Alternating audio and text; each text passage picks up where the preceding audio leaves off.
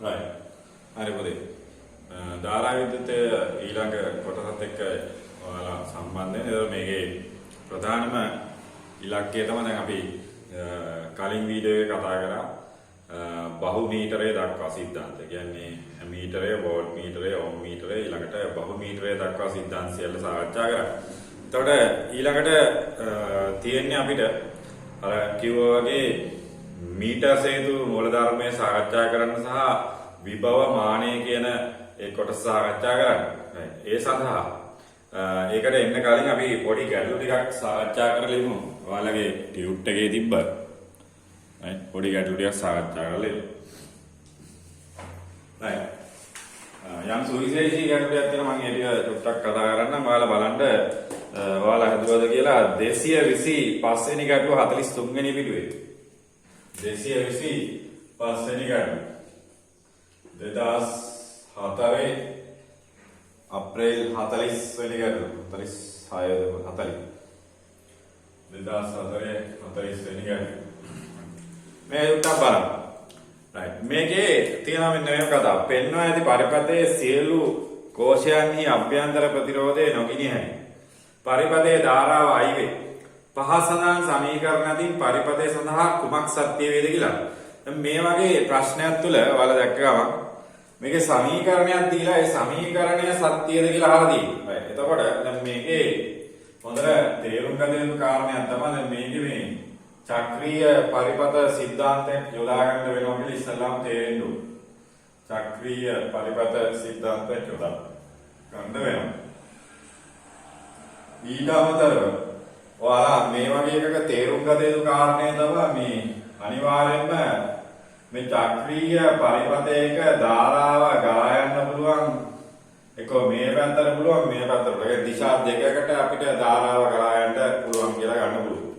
right. එතකොට ඔයාලා මේක දිහා බලලා ඒ වගේ උත්තර සංසන්දනය කරලා තමයි ඔයාලගේ පිළිතුරට යන්න වෙන්නේ. මේක මම E1 කියලා ගන්න මේක R1 කියලා දීලා තියෙන්නේ. එතන E2 R2 මෙතන E3 R3 right. දැන් මේක අපි නම් කරගත්තොත් මම මේක නම් කරන්න AB C කියලා වම AB C කියලා නම් කරන්න අවුලක්.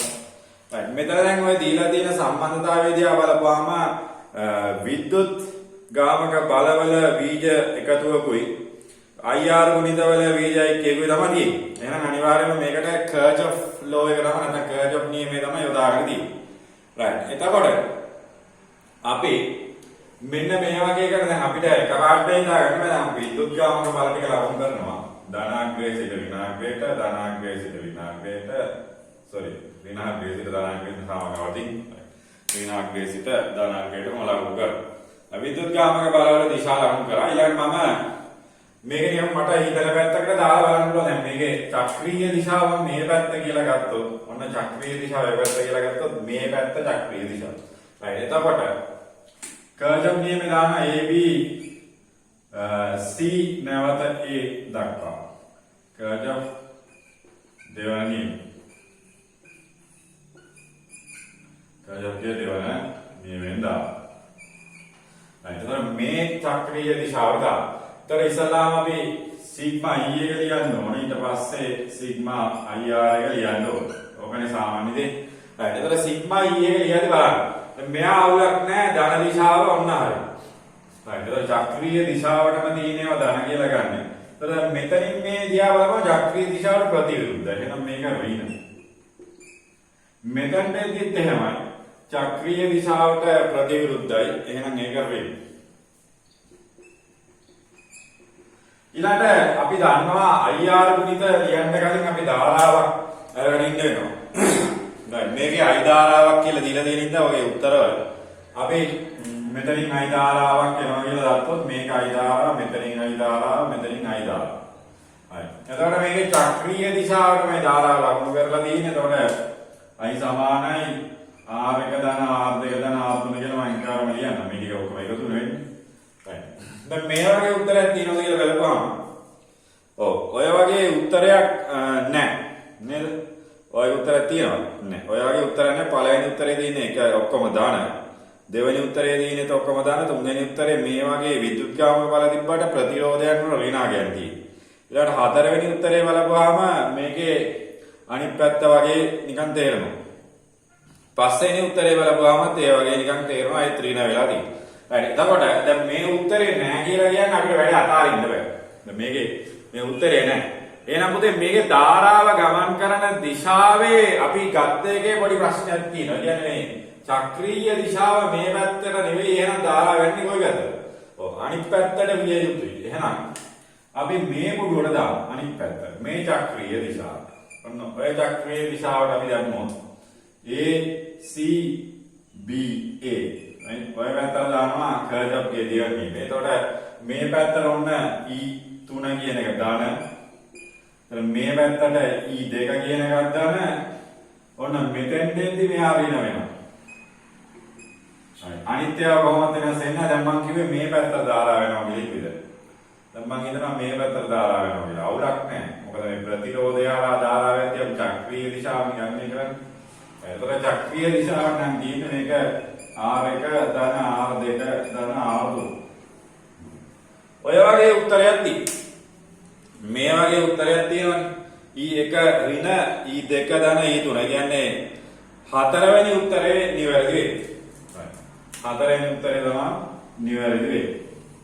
right. එතකොට දැන් කවදා හරි ඔයාලා තේරුම් ගත යුතු කාරණයක් තමයි මේ චක්‍රීය පරිපථය ඒක නැත්තම් මේ කර්ජ් ඔෆ් ගේ දෙවෙනි නියමයේ යොදාගද්දී ධාරාව එක පැත්තකටම යනවා කියලා අපිට හිතන්න බෑ. අපි සාධාරණ වශයෙන් ගත්තට සමහර වෙලාවට ඒක අනිත් පැත්තට යන්න පුළුවන්.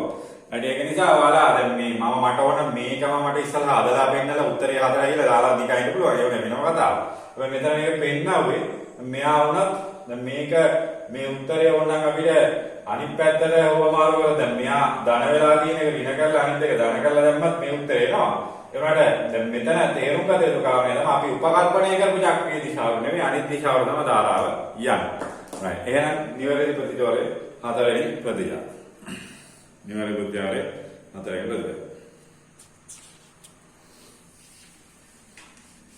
ඔය කර්ජ් ඔෆ් නියම ආශ්‍රිත ගැටලු වලදී ඔය පිළිබඳව සැලකිලිමත් වෙන්න ඕනනේ. කර්ජ් ඔෆ් නියම ආශ්‍රිත ගැටලු වලදී ඔය පිළිබඳව සැලකිලිමත් වෙන්න ඕන.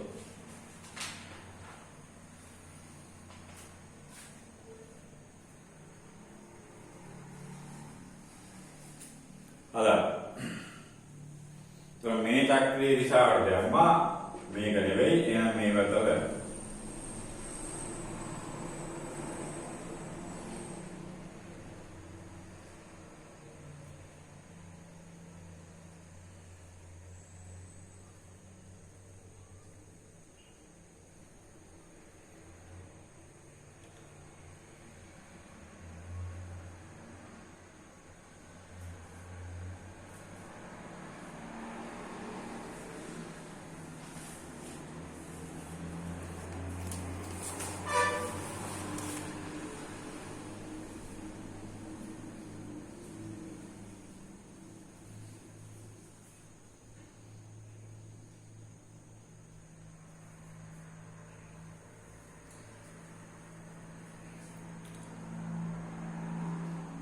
හරිද? තේරුම් ගන්න මේ කර්ජ් ඔෆ් නියමය සහ ඒ ආශ්‍රිත ගැටලු නිර්මාණය කරද්දී මේක හරියට තේරුම් ගත යුතුයි. right? හරියට තේරුම් ගන්න.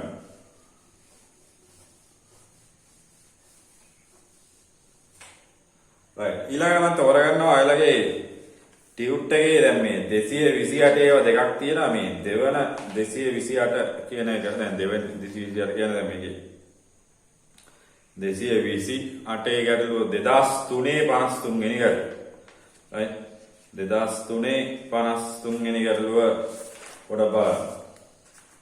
right ඒක 2003 වෙනි ගැටලුව තියෙන 228 නේ 238 අතර. 238. right 2003 වෙනි ගැටලුව බලන්න ඒක චුට්ටක් වෙනස්කමක් තියෙනවා මම පොඩි දෙයක් දැනගත යුතු නිසා කොට කතා කරන්න උත්සාහ කරන්නේ. right මේකේ 2003 අප්‍රේල් 53 වෙනි ගැටලුව විභාගෙට දීලා තියෙනවා. right 2003 53 වෙනි ගැටලුව. ඔයාලා ටියුට් එකේ 238 මේක අර ඉලක්කම් චූටි වෙනස්කම් වගේ තියෙන උනට ගැටලුවක් කරගන්න මේ හරියටම ගන්න විභාග අංකෙත් එක්ක ගන්න. එතකොට 2003 53 වෙනි ගැටලුව 45 වෙනි පිටුවේ තියෙන්නේ. right පරිපථ දෙකක් දීලා තියෙනවා. ඉහත රූපවල x අණු ප්‍රතිරෝධකයක් වෙන අතර y අණු විදුලි පන්දම් බලවේග Ix සමානයි Iy සමානයි 2 මිලි ඇම්පියර් වන විට Vx සමානයි Vy සමානයි 0.3 වේ.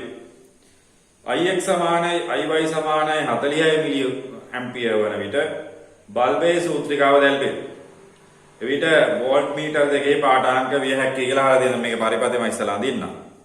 right මේකේ පරිපථයම ඉස්සලා අඳින්න. right හොඳට බලන්න. මේ පරිපථයේ තියෙන පොතේ මේ වගේ ඇම්මීටරයක් සම්බන්ධ කරලා තියෙනවා. ශ්‍රේණිගතව සම්බන්ධ කරනවා කියලා දන්නවා දැන්. ඊළඟ මේක මෙතන ප්‍රතිරෝධකයක් සම්බන්ධ කරලා තියෙනවා. right ඊළඟට මෙතනින් ඔය වගේ පහරට වෝල්ට් මීටරයක් සම්බන්ධ කරලා තියෙනවා. ඔතන පරිපථය. right අනිත් පරිපථයේ මේ ප්‍රතිරෝධකයේ වෙනුවට මේකමයි පරිපථය. ප්‍රතිරෝධකයේ වෙනුවට බල්බයක් සම්බන්ධ කරලා තියෙනවා. අපි දන්නවා බල්බයක් තුනක් බල්බේ උනත් අනිවාර්යෙන් මේකේ පොඩ වෙනස් පොඩක් ඉන්නේ. මේකේ මීටර එළියෙන් ගාලා තියෙන්නේ. ඉතින් කියන්නේ පරිපථයට ඇතුළේ මුළු ධාරාවම ඉන්න පුළුවන් විදිහට මීටර සම්බන්ධ කරලා තියෙනවා. පරිපථයට එවින මුළු ධාරාව ගන්න එක කරන්න පුළුවන් විදිහට හදලා තියෙන්නේ. එතන මේක මීටරය ඊට පස්සේ තමයි මේකෙන් ප්‍රතිරෝධකයක් එළියට ගිහිල්ලා මෙතනින් තමයි ප්‍රතිරෝධකය හා වෝල්ට් මීටරය සම්බන්ධ කරලා තියෙන්නේ. ඔක තමයි පරිපථය.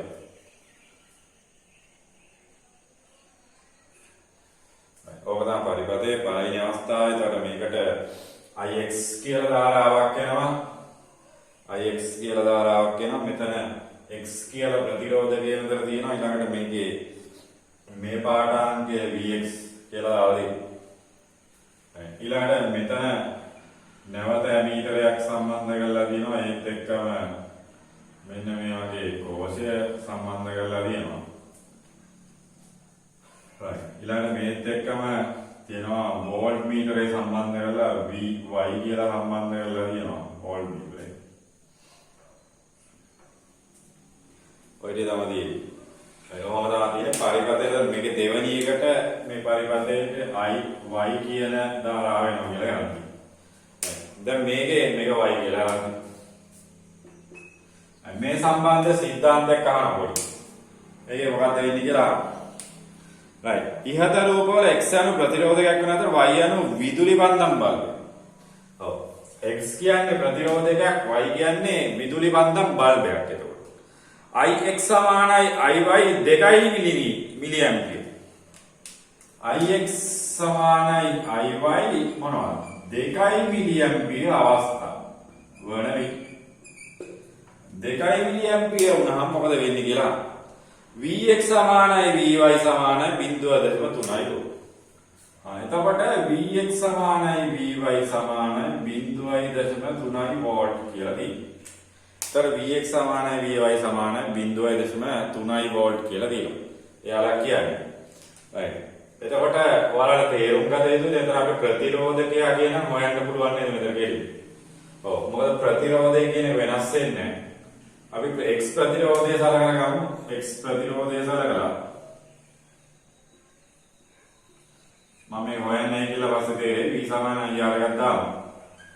දැන් Vx කියන්නේ 0.3යි I කියන්නේ 2 මිලි ඇම්පියර් කියලා කියන්නේ. එතකොට මෙතන R වෙනවා 0.3 බෙදීම 2 10 3ක් කියලා. එතන මෙතන 300 බෙදීම 2 මේ 150 ඕම් කියලා. 150 ඕම් කියලා. එතකොට Rx කියන්නේ එතන ප්‍රතිරෝධකයේ අගය ඔන්න 150. ඒක අපි දන්නා ප්‍රතිරෝධය කියන එක සාමාන්‍ය වෙනස් වෙන්නේ නැහැ.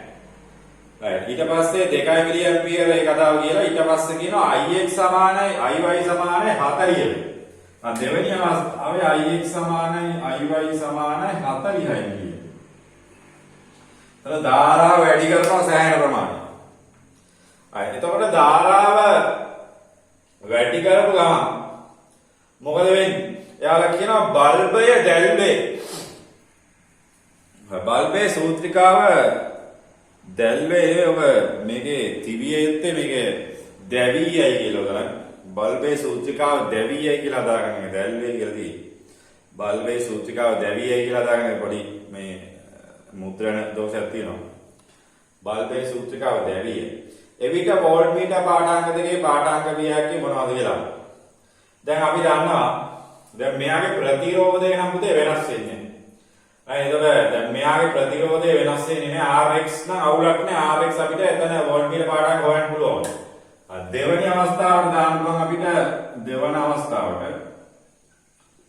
අවස්ථාවට දාලා මේ Rx දන්න නිසා අපි V සමාන IR එකක් දාලා Vx නම් හොයන්න පුළුවන්. මොකද මෙයා 40යි මිලි ඇම්පියර් ධාරාවක්. එතන මෙයා 150යි. 6යි වෝල්ට් කියලා එනවා. එතන Vx කියන එක නම් 6යි. right? Vx කියන එක 6යි. ඒක අවුලක් නැහැ. මොකද අපි කලින් ප්‍රතිරෝධය දැනගත්තා. ඒක ප්‍රතිරෝධය වෙනස් වෙන්නේ නැහැ. ධාරාව එතන වැඩි කරා කියලා. එතන Vx සමාන 6යි වෝල්ට්. එතකොට Vx සමාන 6 වෝල්ට් උත්තර තියෙනවා 1 තියෙනවා 2 තියෙනවා 3 තියෙනවා 4යි 5යි ගෙලින් මයින් කරලා දාලා ඒක. එතකොට 1 2 3 කියන උත්තර දිහා තමයි බලන්නේ. 1 2 3 කියන උත්තර දිහා. එතකොට මේකේ Vx 6යි නම් Vy 6යි කියලා ගන්න පොඩි අවුලක් තියෙනවා. මොකද අවුල? ඔව් මේ බල්බයේ සූත්‍රිකාව දැවි යනවලු 40යි මිලියන්. බල්බේ සූත්‍රිකාව 40 මිලියම්පියර අප උණු වෙනවා. නේද දැවිලා. ඒ කියන්නේ බල්බයට බලපාන ප්‍රතිරෝධය මොනවා හරි විදියකට මේකේ R එක මොකද වෙලා තියෙන්නේ? වැඩි වෙලා. මේකේ R එක වැඩි වෙලා තියෙනවා. එහෙනම් පුතේ අනිවාර්යයෙන්ම මෙයාගේ විභවාන්තරයත් අනිවාර්යයෙන්ම ඊතාසුළු ප්‍රමාණයකින් හරි වැඩි වෙනවා. right? ඒක නිසා මොකද තේරුම් ගන්න මෙයා දැවි යනවා කියන්නේ මෙතන ප්‍රතිරෝධය අනිවාර්යයෙන්ම මේකේ මොනවා හරි ක්‍රමයකට මෙයාගේ ප්‍රතිරෝධය වැඩි වෙලා තියෙනවා. මෙයාගේ ප්‍රතිරෝධය වැඩි වෙලා තියෙන මොනවා හරි ක්‍රමයකට. ඉතින් ඒක නිසා තමයි බල්බේ දැවෙන්නේ. ප්‍රතිරෝධය වැඩි වීම නිසා බල්බේ දැවිලා යනවා අනිවාර්යයෙන්. එතකොට ඒක නිසා විභවාන්තරය අනිවාර්යයෙන් පොඩි හරි ප්‍රමාණයක වැඩි වෙනවා. ඒතර මේකේ උත්තර දිහා බලලා අපිට සංසන්දනාත්මක උත්තරයක් තමයි ගන්න වෙන්නේ. මේ උත්තර දිහා බලපුවාම පළවෙනි උත්තරය 6යි 3යි තියෙන්නේ. එතකොට 3 කියන්නේ අඩු වීමක් විභවාන්තරය අඩු වීමක්. ඒ වෙද්දී දෙවෙනි උත්තරේ සමානයි. තුන්වෙනි උත්තරේ තමයි 9. එතකොට අපිට මේ ගණනය කරන්න බෑ මේ උත්තරේ. අපිට ලියන්න ඕන සාධාරණ වශයෙන් මොකක්ද? ඔව් Vx සමානයි 6යි. ඒක නිසා මේකට වඩා මේ අනිවාර්යයෙන්ම මේක වෙනස් වෙන්න ඕන. sorry මේක අනිත් පැත්ත. මේකේ අනිත් පැත්ත. කොහොම වෙන්න ඕන නිසා Vy සමානයි 9ක් දිය යුතුයි. ඔය වගේ උපකල්පිත උත්තරයක් ගන්න වෙන දැන් පාඨාංක විය හැක්කේ කියලා නාම දින පාඨාංක හරියටම ගන්නේ කරන්න අපිට දත්ත නැහැ. එතකොට ඔගේ නිවැරදි ප්‍රතිචාර අපි ගන්නේ තුන් නිර්වදේ. තුන් නිර්වදේ.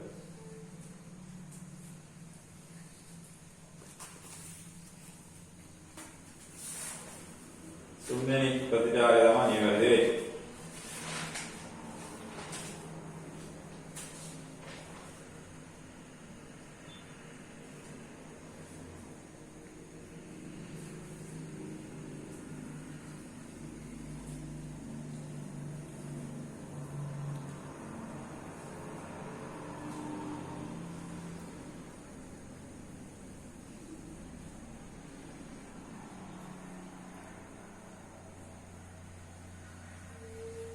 පැහැදිලිව සටහන් කරගන්නද මේ අවස්ථාවේ මේක ප්‍රතිරෝධය වුණා. එතකොට දෙවෙනි අවස්ථාවේදී ප්‍රතිරෝධය වෙනස් වෙන්නේ නැහැ කියලා ගත්තේ. ඒ පරිපදේ මොනවද වෙලා කියලා කියන්නේ නැති නිසා ඒක 6 වෝල්ට් කියලා ගත්තා. ඊට පස්සේ අපේ තර්කය තමයි Vx කියන එක 6 වෝල්ට් නම් අතන බල්බය දැවි යනවා. ප්‍රතිරෝධය අනිවාර්යයෙන් කරලා වැඩි වෙන්න ඕන. ධාරාව නියතව තියාගෙන ප්‍රතිරෝධය වැඩි වෙනවා විභවාන්තර අනිවාර්යයෙන් වැඩි වෙනවා. අනුව සමානුපාතිකතාවයක් තියෙනවා. එහෙනම් විභවාන්තරය අනිවාර්යයෙන්ම 6 වෝල්ට් වඩා පොඩි එකක් හරි වැඩි වෙන්න ඕන. ඒක 9 වෝල්ට් විතර මේ ගන්න වෙන්නේ. මේක දීලා දෙන උත්තරත් එක්ක.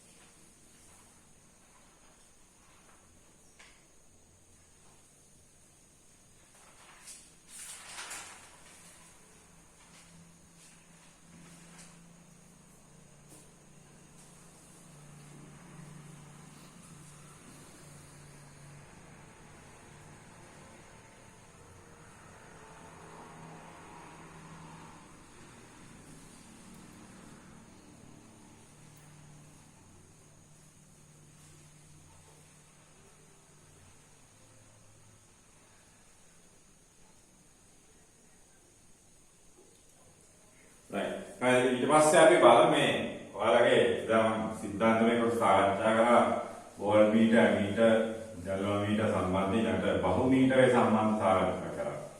ඒතර ඔයාලගේ විභාගය තුල දීලා තිබ්බ බහුමීටර සම්බන්ධ ගැටලුවක් සුට්ට සාකච්ඡා කරලා ඉමු. හරි. මේ ගැටලුව එච්චරම අමාරු නෑ ළමයි. බහුමීටර සම්බන්ධ තියෙන ගැටලුව එච්චර අමාරු නෑ. ඔයාලා බලන්න 239 වෙනි ගැටලුව 46 වෙනි පිටුවේ 239 වෙනි ගැටලුව බහුමීටරයක් සම්බන්ධ ගැටලුවක් දීලා තියෙනවා. බහුමීටරයක් සම්බන්ධ ගැටලුවක් දීලා තියෙන්නේ 239 වෙනි ගැටලුව 2003 58 239 2003 58 වෙනි ගැටලුව. right බහුමීටරය සම්බන්ධයෙන් දීලා දිනවා. right බහුමීටරය මම ඉස්සරහ අඳින්න. දීලා දින අඳින්න. right මේකේ බහුමීටරේ අපිට ඉතින් ඕන විදිහ අඳින්න මේක මේ හදලා තියෙන එක ආකාරයක් තමයි මම ගිය සතියේ කියලා තමයි සිද්ධාන්තය කියන්නේ. දැන් මෙතන තියෙනවා දැන් මෙතන ප්‍රතිරෝධකයක් තියෙනවා ඊට පස්සේ ඒකත් එක්ක තවත් ප්‍රතිරෝධකයක් තියෙනවා ඒකත් එක්ක තවත් ප්‍රතිරෝධකයක් කොහොම සම්බන්ධ කරලා දිනවා. ඊළඟ මෙන්න මේ වගේ ස්ථානයක මේ ටික මම දැන් ඔයාලා මේක අඳවගම තේරෙන්න මේක මේ මෙතෙන්ට අර අපි කියනවා වගේ ටකන යතුරක් නැත්නම් ටික් ටික් ගාලා වයින් යතුරක් දාන්න පුළුවන් විදිහට හදලා තියෙනවා. මෙයාගේ මෙන්න මේ වගේ මෙතන අනිත් කොටස ඔය වගේ සම්බන්ධ කරලා තියෙනවා. මේකේ 1 වෝල්ට් කියලා ගහලා තියෙනවා. මෙතන 10 වෝල්ට් කියලා ගහලා තියෙනවා. මෙතන 100 වෝල්ට් කියලා ගහලා තියෙනවා. මෙතන S කියලා මෙතන මේ යතුර. S කියන මේ යතුර. ඔහොම යතුර තියෙනවා. ඔක තමයි පරිපතය. මෙතන ගැලනෝමීටරේ තියෙනවා.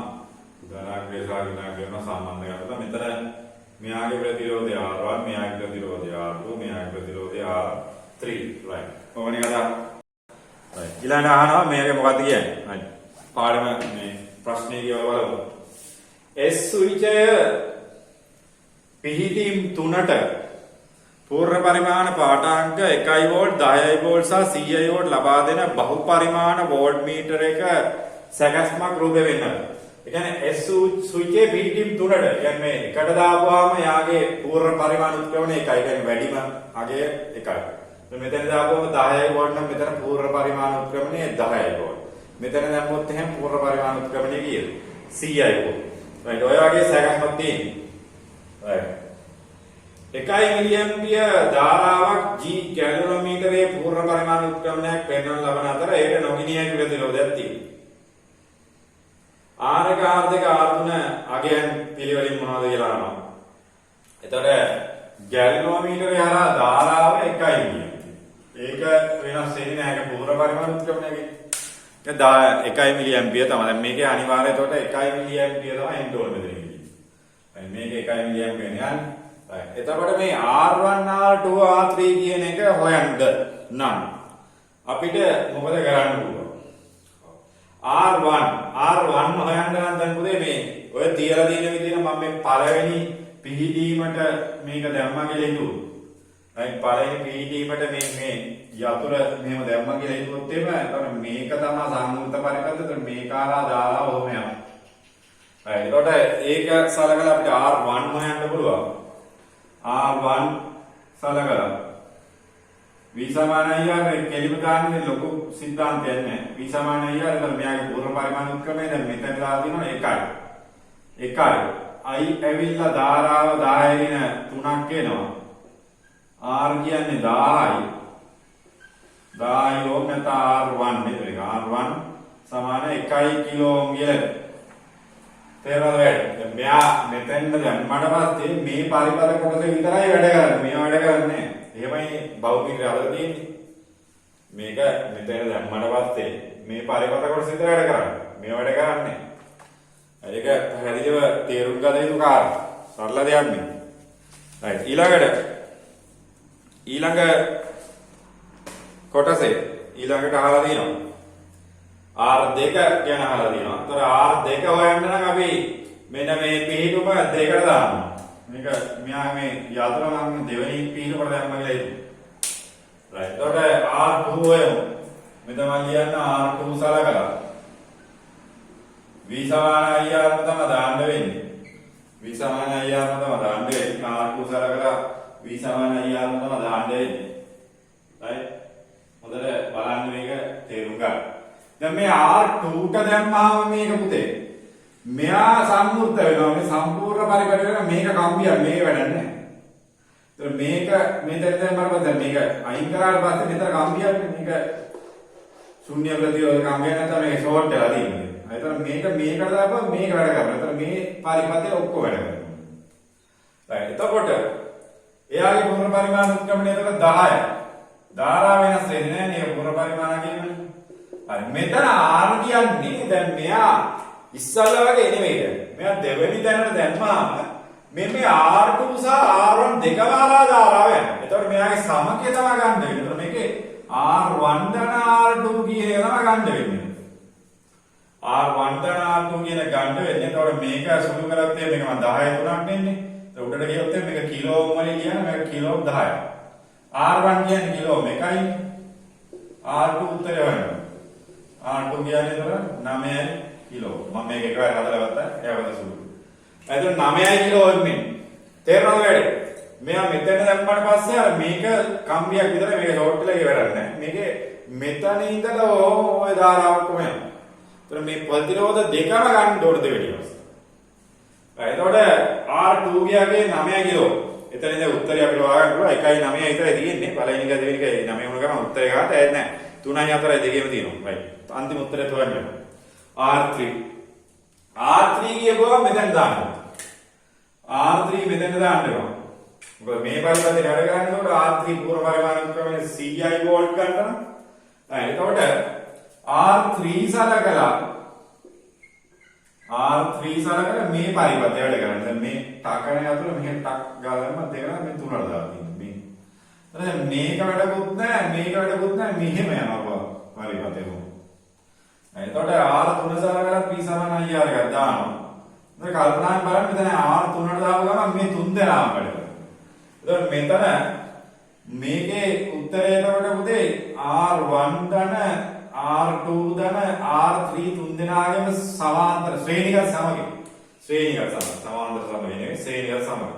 මෙයා මම මෙහෙට අරන් පාරට අරන් කරගිය මම කිලෝ ඕම් වෙනවද මේ කිලෝ ඕම් කියලා මම දා ගන්නවා. R1 කියන්නේ පුතේ මෙතන 1 කිලෝ ඕම්. R2 කියන්නේ මෙතන 9 කිලෝ ඕම්. අපිට R3 යගේ ඕනේ. right R3 යගේ ඕනේ. එතකොට මෙතන 10යිනේ. එතන ගත්තාම 90යි කිලෝ ඕම් කියලා. 90යි කිලෝ ඕම් කියලා. right එතකොට R1 ඇවිල්ලා 1යි. right R1 1යි. R1 1යි kilo. R2 වෙනවා අපිට 9යි කිලෝ. මේක කිලෝ නෙමෙයි කිලෝ ඕම්. R3 90යි කිලෝ ඕම්. right එතකොට අපිට නිවැරදි ප්‍රතිචාර ගන්න වෙන්නේ 4 ප්‍රතිචාර. right එතකොට මේ ලොකු දෙයක් නෑ මේක මේ බහු මීටරේ සම්මා සිද්ධාන්ත.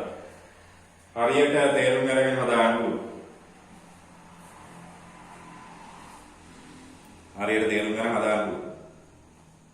ලොකු දෙයක්.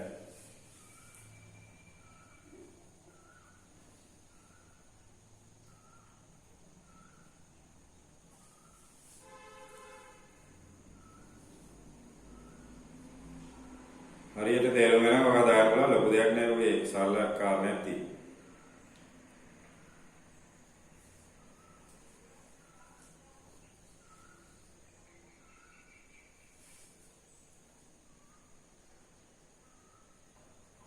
එතකොට පැහැදිලිව පිළිතුරු ලබා ගැනීම සරල සිද්ධාන්තයක් තියෙනවා. ඊළඟට ඊටත් පහළින් තියෙන ගැටලුව මම ඒක සාකච්ඡා කරන්න හිතුණා. මොකද ඒකේ පොඩි අර රූප සටහනේ පොඩි ගැටලුවක් තියෙන එකත් එක්ක අපි සාකච්ඡා කරේ නැහැ. බලන්න ඊළඟ ගැටලුව 240 වෙනි ගැටලුව.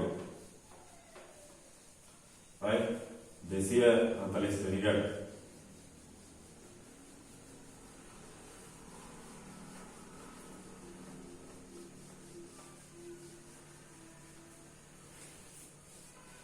ඔයාලා බලනකොට ඒකේ මේ පළවෙනි රූප සටහන පොඩක් ඔයාලා වෙනස් කරගන්නේ මේ පැහැදිලි නෑ පළවෙනි රූප සටහන. ඒක පුතේ රූප සටහන් තුනක් මම අඳින්නම්. ඒකේ පළවෙනි රූප සටහනේ විභාගයේ තුල දීලා තියෙන එක මේකක් දීලා තියෙනවා. අනිත් මෙතන ප්‍රතිරෝධයක් තියෙනවා. දැන් මෙන්න මේ වගේ මේකක් තමයි තියෙන්නේ. මේකේ මේ වගේ තැනක ඇමීටරයක් සෙට් කරලා තියෙනවා. මේකේ මේ මෙතන විශේෂත්වය ඇවිල්ලා මේක දෙපැත්තට කඩන්න පුළුවන් යතුරක් සම්බන්ධ වෙලා කියන්නේ මේ මාර්ග දෙකම භාවිතය කරන්න පුළුවන් X වගේ ඇඳලා තියෙන එකේ යතුරක් තියෙනවා. දිශාව මාරු කරන්න පුළුවන් යතුරක් තියෙනවා. ඒක තමයි මෙතනදී. ඒක සම්බන්ධ වෙලා තියෙනවා මේකත් එක්ක හොඳයි. ඊළඟට මේකේ අනෙක් අග්‍රය පහළට. ඒකත් එක්ක තමයි මේ වගේ අපි මොනවද දන්නේ නැති උපාංග කීපයක් තියෙනවා. පළවෙනි එක x, දෙවෙනි එක y, තුන්වෙනි එක නැවත z. අයිකෝ තමයි උපාංගය දර මෙයාගේ විද්‍යුත් ගාම බලය කියලා දිලා මෙයාගේ ප්‍රතිරෝධය විතර කියලා අරන්. මොකද පළවෙනි මේ පරිපතය දෙවෙනි පරිපතයත් ඔය වගේම ඒක අවුලක් නැහැ තියෙන විදිහ තමයි. තුන්වෙනි පරිපතයත් ඒ තියෙන විදිහ තමයි. පළවෙනි පරිපතය පොඩ්ඩක් වෙනස් කරගන්න ඕනේ. දෙවෙනි පරිපතය යනකොට දෙවෙනි පරිපතයත් මේ වගේම එකක් මේ වගේ විද්‍යුත් ගාමක බල කෝෂයක් තියෙනවා. මෙයාගේ ප්‍රතිරෝධයක් තියෙනවා. මේත් එක්ක මේ වගේ තැනක මීටරේ තියෙනවා. ඊළඟට අර කිව්වා වගේ මෙතන අර දෙපැත්තට දිශාව මාරු කරන්න පුළුවන් විදිහට යතුරක් දාලා තියෙනවා. දිශා මාරු කරන්න පුළුවන් විදිහට යතුරක් දාලා තියෙනවා. මෙතන මේ පැත්තේ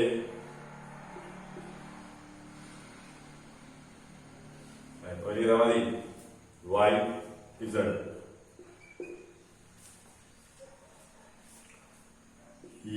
විද්‍යුත් ගාම බලය ප්‍රතිරෝධය. ඒ තුන්වෙනි එකේ තියෙන එකයි.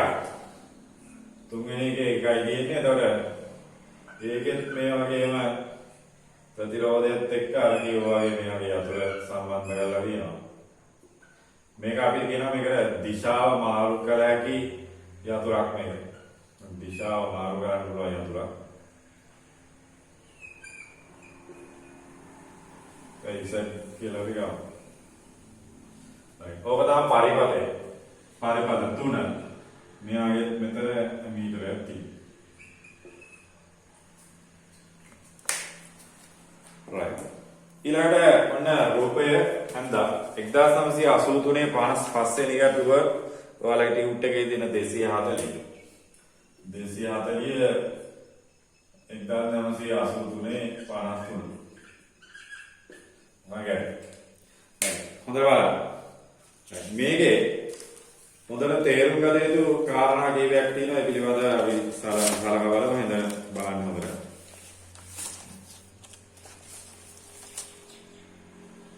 right. මේ වගේ ඇඳලා එයාලා කියනවා රූප සටහනේ පෙන්වන ඇති පරිදි XY Z නම් වූ විද්‍යුත් සංරචක විද්‍යුත් ගාමක බලය E සහ අභ්‍යන්තර ප්‍රතිරෝධයේ සිම්පල් ආරෝ කෝෂයකට සම්බන්ධ කර. ඒ විද්‍යුත් සංරචක කියන්නේ විද්‍යුත් උපාංග වල. විද්‍යුත් සංරචක ප්‍රතිරෝධය අභ්‍යන්තර ප්‍රතිරෝධයේ සිම්පල් ආර් සහ විද්‍යුත් ගාමක බලය කැපිටල් E වන කෝෂයකට සම්බන්ධ කරලා තියෙනවා. A සහ C පරිපතයන්හි ඇති ඇමීටර ශුන්‍ය නොවන පාඩාංක පෙන්වන අතර B හි ඇමීටරයේ පාඩාංකය ශුන්‍ය වේ. ඒ කියන්නේ මෙයාලගේ මේකම එයාලා නම් තියෙන්නේ A කියලා. මේකේ B කියලා නම් තියෙනවා. මේක C කියලා. දැන් මේ ඇමීටර වල පාඩාංක A හා C ගේ ඇමීටර පාඩාංකයක් තියෙනවා. දැන් මෙයාගේ මොකක් හරි අයි ධාරාවක් යනවා. මෙයාගේ මොකක් හරි අයි ධාරාවක් යනවා. මෙයාගේ හැබැයි මෙතන ධාරාව ශුන්‍යයි. right. එහෙම එකක් කියනවා. දිශාව මාරු යතුරු මාර්ගයේ මෙම පරිපත තුනේම ධාරාවේ දිශාව මාරු කළ විට ධාරාවන්ගේ දිශාව මාරු කළ විට ඒ පරිපතයේ ඇමීටරයේ හැර අනෙක් ඇමීටර වල පාඩාංක නොවෙනස බව. දිශාව මාරු කරාට පස්සේ ඒ පරිපතේ විතර වෙනස් වෙන්නේ නැත්තේ අනිත් ඒවා වෙනස් වෙනවා. මේක නම් කොහොම ශුන්‍යයි. ඒක අවුලක්. එතකොට XY Z හඳුනා ගන්න කියලා උත්තර කීපයක් දීලා තියෙනවා. right. දැන් පළවෙනි පොයින්ට් එක. මොකද පළවෙනි පොයින්ට් එක? ඔව්. පළවෙනි පොයින්ට් එක මේ B ගෙන් ධාරාවක් කියන්නේ නැත්නම් මේ දෙන්නා ගැන පොඩි දෙයක් අපිට හිතන්න පුළුවන්. ඔව් පරිපතේ තුලින් ධාරාවක් ගලන්නේ නැත්නම් අපි දන්නවා ධාරාවක් ගලන්නේ නැති පරිපත සම්බන්ධයෙන් අපිට කතා කරද්දී ඕක යම් කිසි පරිපත කොටසක ධාරිත්‍රයක් සම්බන්ධ කරලා තියෙන ආරෝපණ රැස්වීමක් පමණයි තියෙන්නේ ආරෝපණ ගැලියාවක් වෙන්නේ නැහැ. එහෙනම් අපිට පළවෙනි නිගමනය මෙතනින් එන්න පුළුවන්. B කියන එක්කෙනාගේ මෙන්න මේ y හෝ x අනිවාර්යයෙන්ම මොකක්ද? ධාරිත්‍රක. මොකද ධාරාව ගලන්නේ නැත්තම් y හෝ z අනිවාර්යයෙන්ම ධාරිත්‍රයක් වෙන්නේ. y හෝ z අනිවාර්යයෙන්ම ධාරිත්‍රයක් වෙන්න ඕනේ. එතකොට පළවෙනි උත්තරේ සහ දෙවෙනි උත්තරේ අපිට බකස් ගාලා අයින් කරලා දාන්න පුළුවන්. පළවෙනි උත්තරේ සහ දෙවෙනි උත්තරේ උත්තරවල දීලා තියෙන y හෝ z ධාරිත්‍රක එකක් හරි තියෙනවා දෙපැත්තෙන් කෝක හරි. ඒක නිසා පළවෙනි උත්තරේ සහ දෙවෙනි උත්තරේ අයින් කරලා 3 4 5 විතර අපි සලකන්න වෙන්නේ. මේකට පළවෙනි නිගමනේ මෙයාලා ධාරාව කරන්නේ නැත්නම් අනිත් ඒවා ධාරාව කරනවා. මේක අනිවාර්යයෙන් මේ දෙන්නගෙන් එකක් අනිවාර්යයෙන්ම මොකක් වෙන්නේ. ඔව් ධාරිත්‍රක දෙන්නම වෙන්න ඕනේ නෑනේ. එකක් වුණත් මෙයාලා ධාරාව යන්නේ නෑනේ. එහෙනම් අපිට කෙලින්ම 1 හා 2 පිළිතුරු ප්‍රතික්ෂේප කරන්න පුළුවන්. 3ෙත් ධාරිත්‍රකයක ප්‍රතිරෝධකයක 4ෙත් ධාරිත්‍රකයක ප්‍රතිරෝධකයක පස්වෙනි එකේ ධාරිත්‍රකයක් සහ ප්‍රතිරෝධකයක් තමයි උදේ තියෙන්නේ. රයිට්. ඕක තමයි කාරණේ. එතකොට පළවෙනි උත්තරේ තව දෙවෙනි උත්තරය අයින් කරනවා. ඊළඟට දිශාව මාරු යතුරු භාරයක. දිශාව මාරු යතුරු මාර්ගයේ මෙම පරිපත තුනෙහිම ධාරාවන්ගේ දිශාව මාරු කරනවා.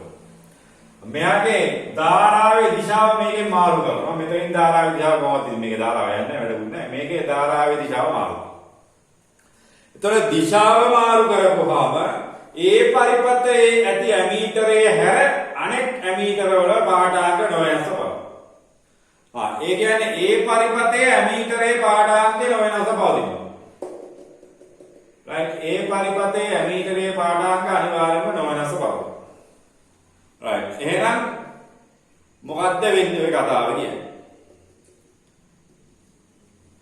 ඒ කියන්නේ දැන් මේ ඒ පරිපතේ ඇමීටරය අනිත් ඇමීටර වල පාඨාංක නොවෙනස් බව කියන්නේ මෙයාගේ පාඨාංක වෙනස් වෙනවා.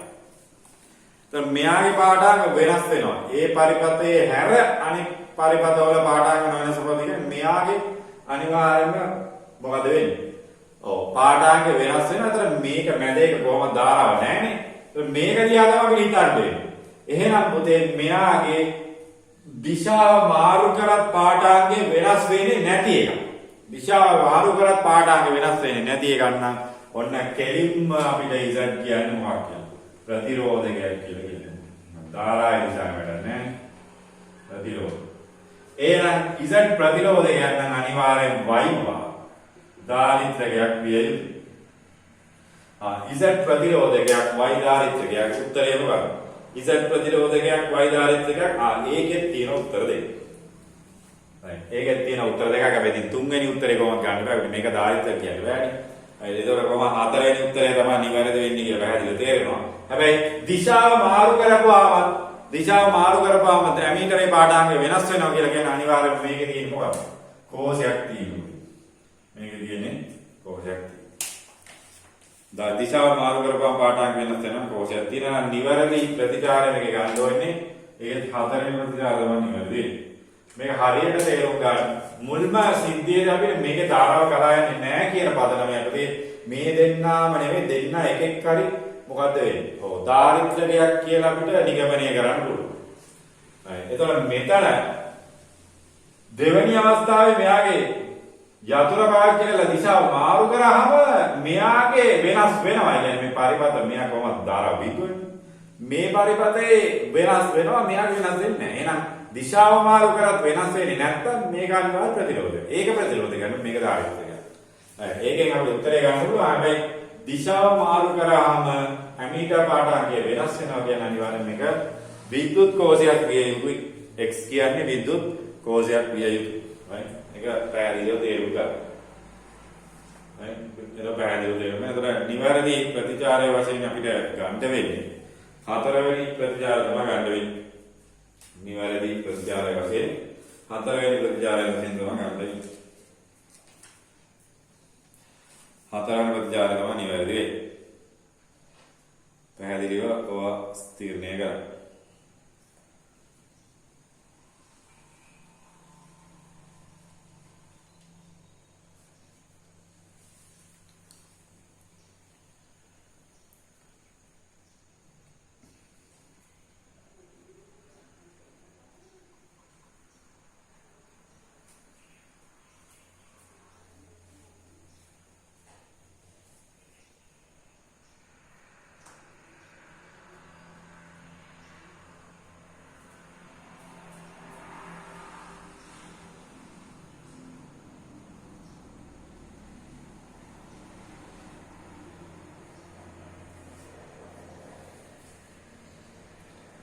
තොරේ අවශ්‍ය කරුණු සටහන් කරගන්න ඉසට් හෝ y ධාරිත්‍රයක් කරේ ධාරාව කරන්නේ නැහැ. ඒ නිසා දෙකෙන් එකක්.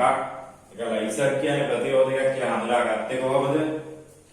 ධාරාව මාරු කරපුවාම ධාරාවේ දිශාව මාරු කරාට අගය වෙනස් වෙන්නේ. ඒ නිසා ඒක ප්‍රතිරෝධකයක්. ඒ දෙන්නේ එක ප්‍රතිරෝධකයක් වගම y කියන්නේ ධාරිත්‍රයක්. y ධාරිත්‍රයක් වුණාම ඒ ගේන තමයි පරිපතේ වලුත් එම x කියන්නේ එතකොට දිශාව මාරු කරාම ඇමීටර් පාඩක වෙනස් වෙනවා. ඒ කියන්නේ එතකොට අනිවාර්යයෙන්ම කෝෂයක් විය යුතුයි. කොහොමද ඉතින් උත්තරේ එතකොට අපි ඇවිල්ලා ධාරිත්‍රයක් වෙන්න බෑනේ කොහොමද? පාඩම්යක් තියෙනවා නේද?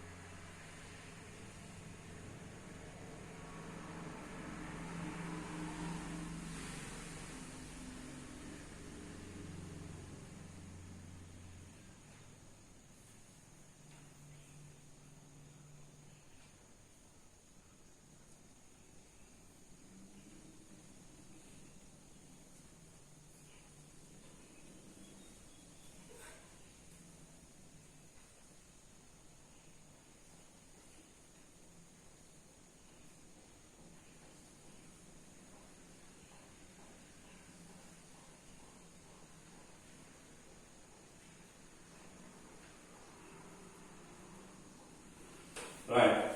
එතකොට අපිට නිවැරදි ප්‍රතිචාරය වශයෙන් හතරවෙනි. right. 241 වෙනි ගැටලුවත් චුට්ටක් අපි කතා කරමු. මොකද මේ ඔයාලා ලොකු ගැටලුවක් නම් නෙවෙයි. හැබැයි ඒක හරියට කල්පනාවෙන් හදන්න වෙනවා. මොකද අර පරණ කතා කරපු સિદ્ધාන්ත මේ දේවලුත් එක්ක.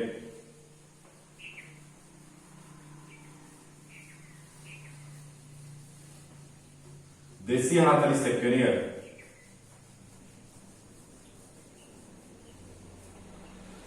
දෙසිය 41 වෙනි ගැටලුව 1983 එකක් ඒක. 140. මෙන්න මේ වගේ පරිපතයක් දීලා දිනවා මම පරිපතය ඉස්සල්ලා අඳින්නම් පුතේ. පරිපතයක් දීලා දිනවා හොඳට බලන්න. මෙයා මෙතන කෝෂයක් තියෙනවා. මේකෙන් ගිහිල්ලා මේ වගේ ප්‍රතිරෝධකයක් ඊළඟට ඒ වගේම තවත් ප්‍රතිරෝධකයක් ගිහිල්ලා මෙතනින් ඒ වගේම තවත් ප්‍රතිරෝධකයක් ඊළඟ මෙතනින් මේ වගේ සම්මුත විවෘත කරලා යතුරක් කරනවා දිනවා. මෙහෙම ඇවිල්ලා සම්බන්ධයි මේකේ මධ්‍යම ප්‍රතිරෝධකයක් එතන මේ පැත්තට ආයෙන අද ප්‍රතිරෝධකයක්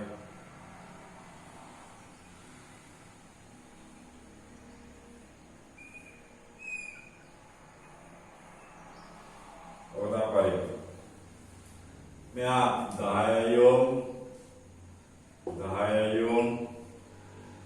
30 ओम 60 ओम 60 ओम 10 ඕම් 60 ඕම් මේක S කියලා දීලා දෙනවා මෙතන යතුරු.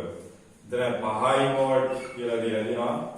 මේකේ යම්කිසි ධාරාවක් යනවා කියලා ලකුණු කරලා දෙන මේ පැත්ත. ප්‍රධාන පරිපතය. එතකොට මේකේ ප්‍රශ්නය අවධානයෙන් අහන්න. මේ ප්‍රශ්නය තුල ඔයාලගේ පරණ සිද්ධාන්ත කරුණුත් එක්ක තමයි යන්න වෙන්නේ. right? සමග ප්‍රතිරෝධය ආශ්‍රිත සිද්ධාන්තය. මේක බලන්න. පෙන්වන පරිපතයේ කෝෂයේ අභ්‍යන්තර ප්‍රතිරෝධය නොගිනිය හැකි තරමයි. කෝෂයේ අභ්‍යන්තර ප්‍රතිරෝධය නොගිනිය හැකි තරමයි. S ස්විචේ වැසු විට පද්ධතිය දානවා.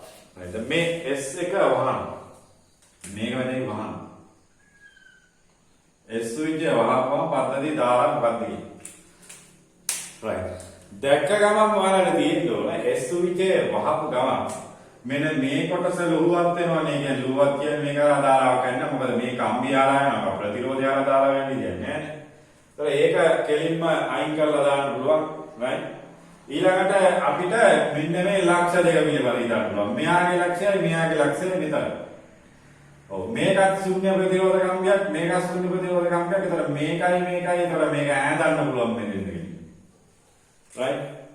මේකයි මේ ශුන්‍ය ප්‍රතිරෝධ කම්බිය විභව සමාන ලක්ෂ මේ දෙක මම මේක ගෙනල්ලා මේක උඩින් තිබ්බ ගමන් මේ 60යි මොනවද? ඔව් ශ්‍රේණිගත වෙයි. ඒතර අපි කෙලින්ම පරිපතය නැවත හදන්න පුළුවන්. සමාන්තර කරලා. මේ කැලේ වැඩක් නැහැ. මේක අයින් කරා. මේකේ බලපුවාම මේ ලක්ෂයයි මේ ලක්ෂයයි මේ තුනම ඇවිල්ලා ශුන්‍ය ප්‍රතිරෝධ කම්බියක් බවටපත් වෙලා තියෙනවා. එතකොට කෙලින්ම මට මෙන්න මේක ගෙනිල්ලා ගලවලා ගෙනිල්ලා මේක උඩින් මොහොම රොටිය වගේ නමන්න පුළුවන්. මේක නමනවා මෙතෙන් දෙනවා කීයක්ද? 30ක් වෙනවා. ඔන්න මරනවා. ඔන්න ඇඳ 30ක්. එතකොට මේක 30ක්.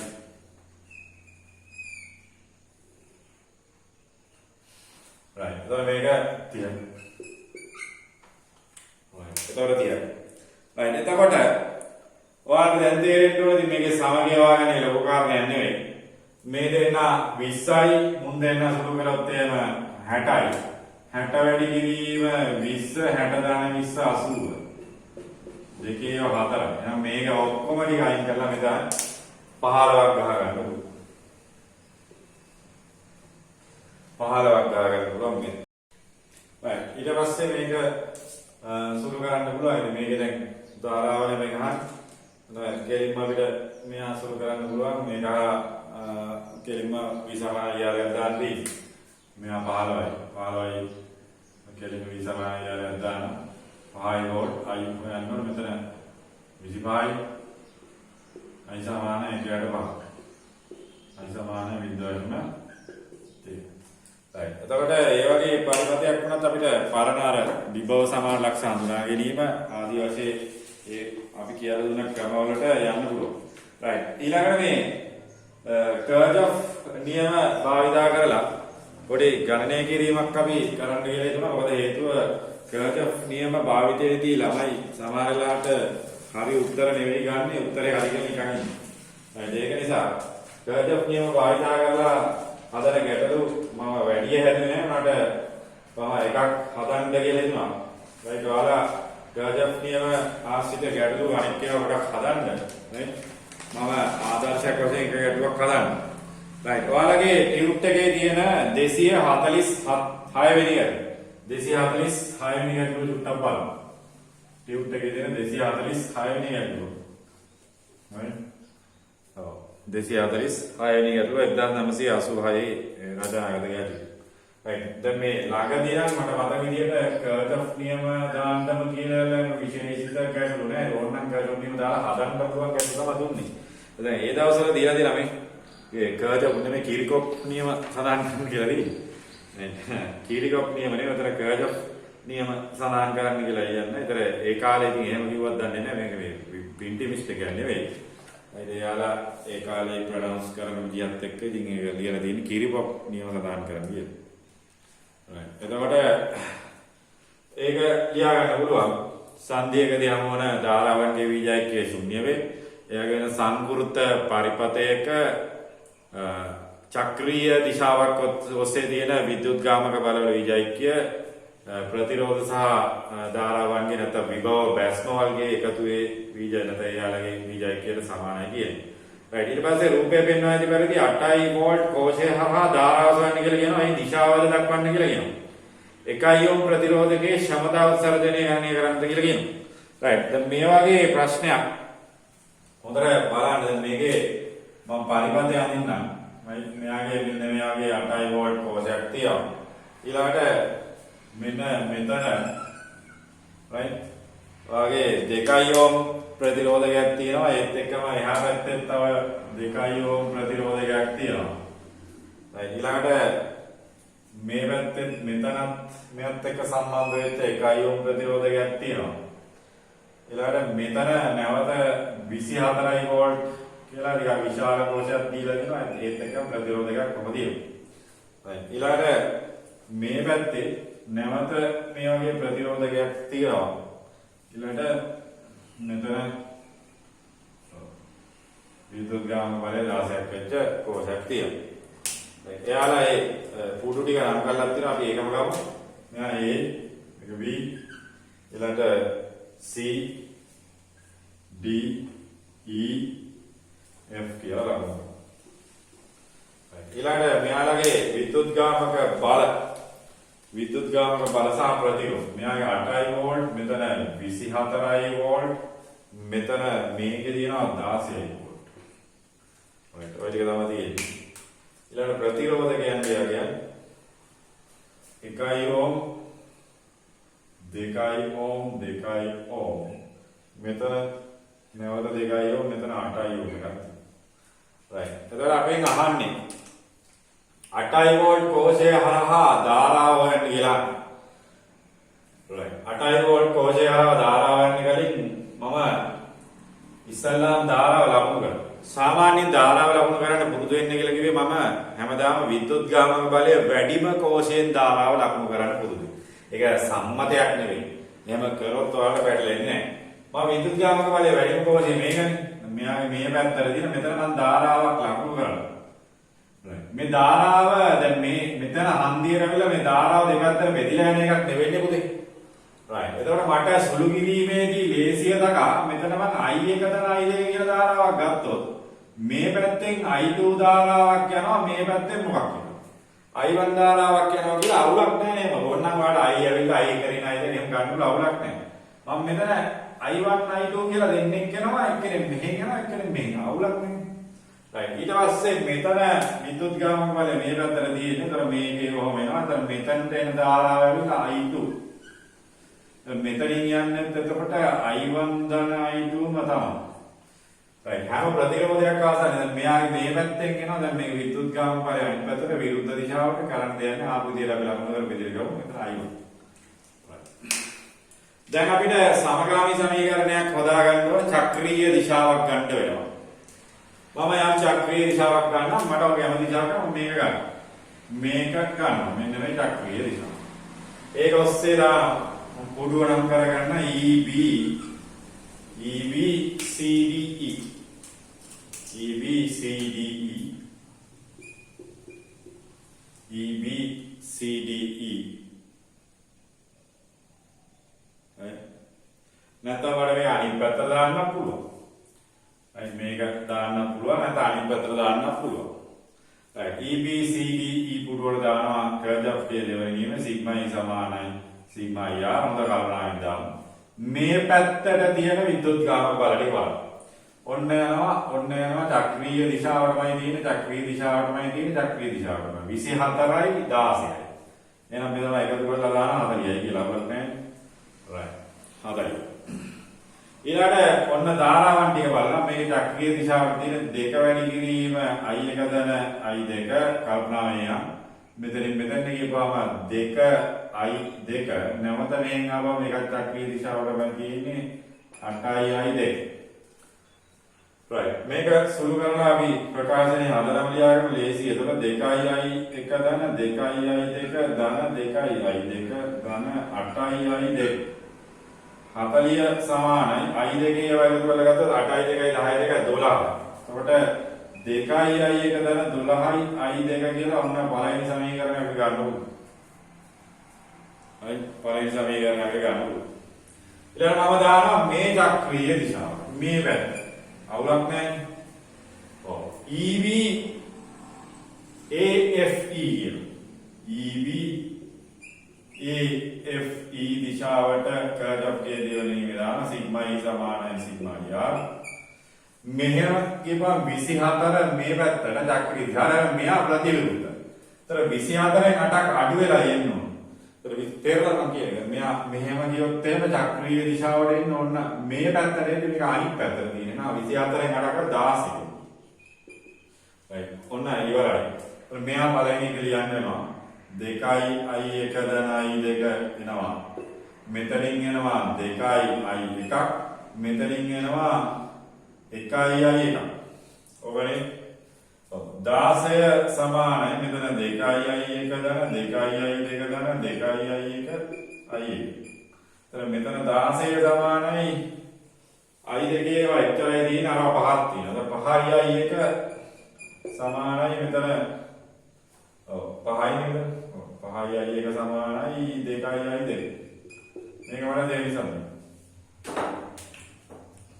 right අතන 12ක් තියෙනවා මෙතන 5ක් තියෙනවා. ඉතින් ඔයාලට කැමති විදිහට සුළු කරන්න පුළුවන් මේක සමගාමී සමීකරණයක් වශයෙන්. right සමගාමී සමීකරණයක් වශයෙන් කැමති විදිහට සුළු කරගන්න පුළුවන්. සුළු කරලා උත්තරයක් ගන්න පුළුවන් බලන්න. මේක පළවෙනි සමීකරණය. මේක දෙවෙනි සමීකරණය. මම දෙවෙනි සමීකරණය 6න් වැඩි කරලා දාන්නම්.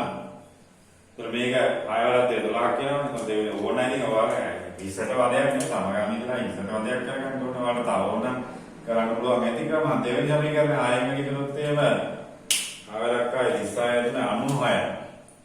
96 සමානයි මෙතන ආවලක් 5 30i i1 ධන 12i i2 කියලා මේක මම තුන්වෙනි සමීකරණය කියලා ගන්න.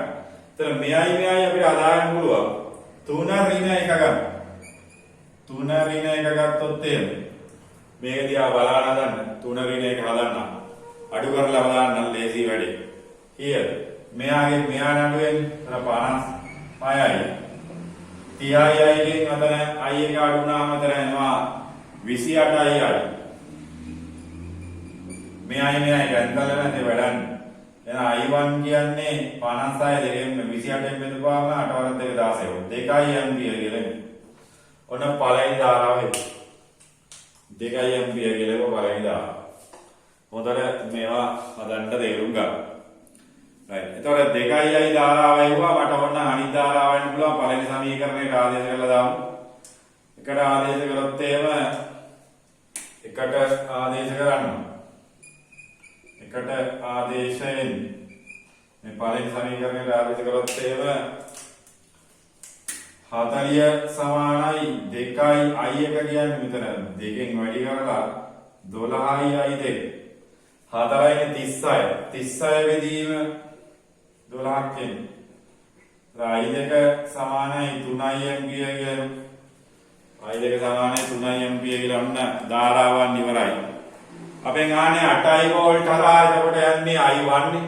ඒතර 8i වෝල්ට් හරහා ගලන ධාරාව ඇවිල්ලා i1 කියන්නේ 2i ඇම්පියර්.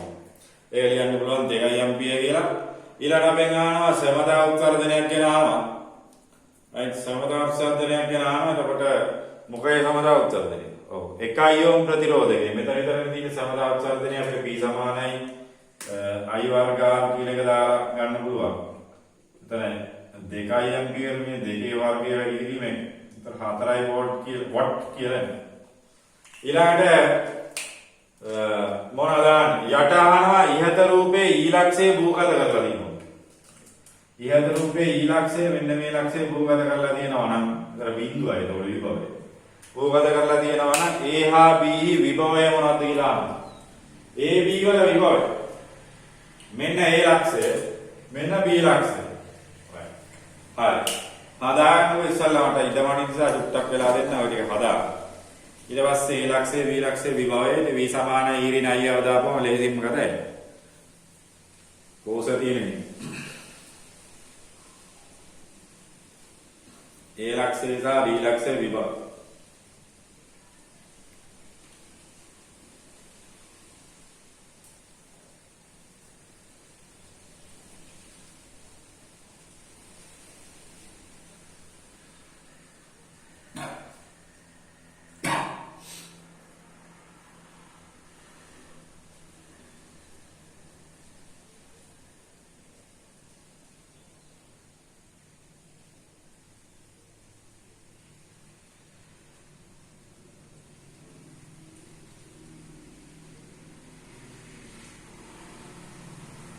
කල්පනාවෙන් අදන් ඔය කර්ජ් නියම ගැටළු වල මොකද සුළු වෙන්නේ නැති උත්තර එන්න පුළුවන් වෙනත් කර්ම වලට ගිහුවා.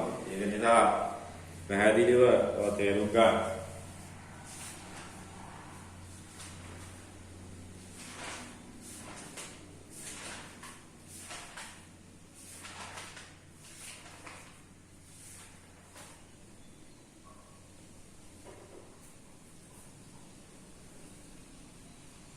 හරියට නිර්මාණය කරන්න පුඩුව ලකුණු කරන්න මේ පැත්තට දානවද මේ පැත්තට දානවද කියලා හරියට ලකුණු කරගන්න ඒකල්ල සුරු කරන්න බැහැ.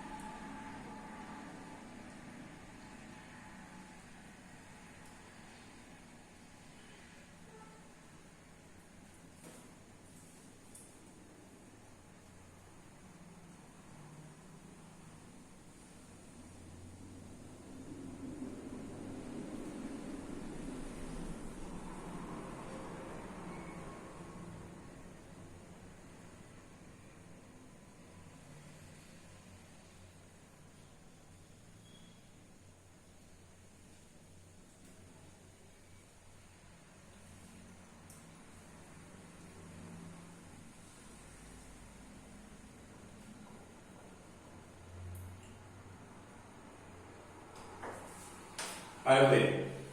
ඔයාලා වීඩියෝ එක නවත්තලාරි පස්සේ ලියන්නේ මෙන්න. මට ප්‍රතිඵල දෙක විතර අරගත්ත වෙන්නේ මෙන්න මේ දෙකයි A කියලා ගත්ත එකයි. මේ ටික ඉතුරු කරලා අනිත් ඒවා ගන්නවා. 2 ampere කියලා ගත්තා. මෙතන දාලා මෙතන 3 ampere කියලා ගත්තා මේ ක්ෂමතාවය හදාගන්න අතරයි කොට ඒක අවුලක් නේ.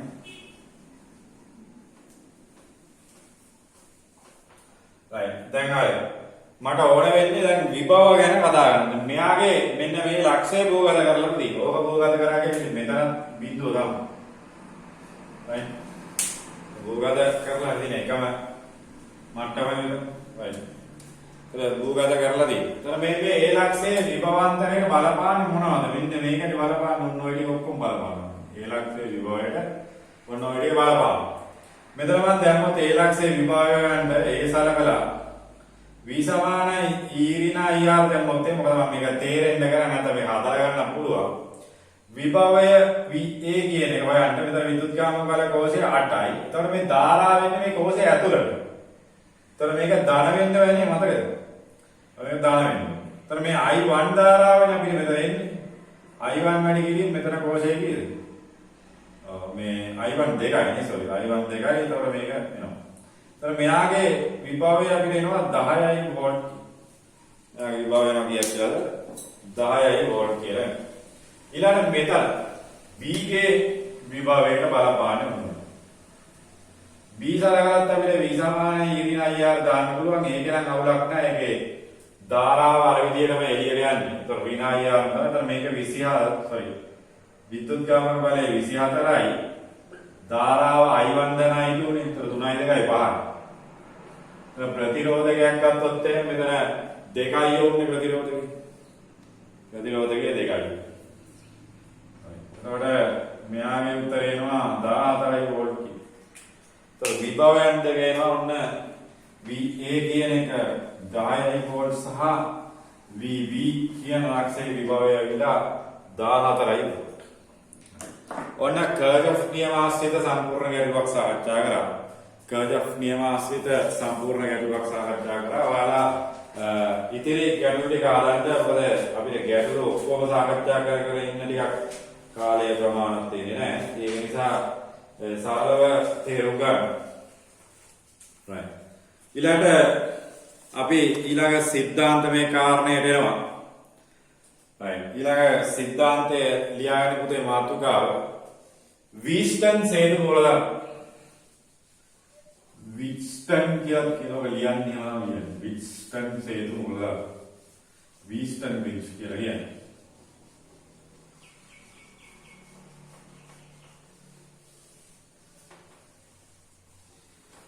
මේ විස්ටන් සේතු මූල ධර්මයේ කියන එක මම කලින් කතා කරලා තියෙනවා ප්‍රතිරෝධවල සුළු කිරීම වල.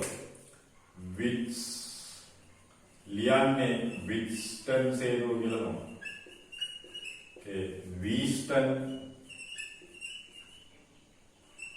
විස්ටන් බ්‍රිජ් කියලා කියන්නේ.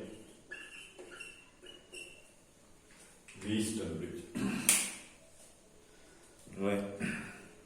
එතකොට විස්ටන් සේතු මූලධර්මය කියන එක කලින් අපි සාකච්ඡා කරලා තියෙනවා. ඒක කලින් සාකච්ඡා කරලා තියෙනවා. විස්ටන් බ්‍රිජ් එක නැත්නම් විස්ටන් සේතු මූලධර්මය කලින් සාකච්ඡා කරලා තියෙනවා. කොයිද සාකච්ඡා කරේ කියලා පොඩි අයිඩියා එකක් තියෙන ළමයෙකුට තේරෙන්න ඕන. මොකද?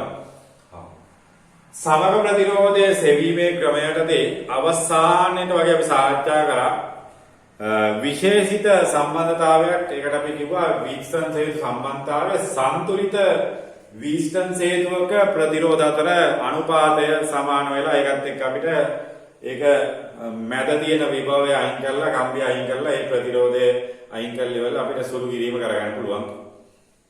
right. එතකොට මේ සන්තුලන විස්ටන් සේතුවක් කියන්නේ මොකක්ද?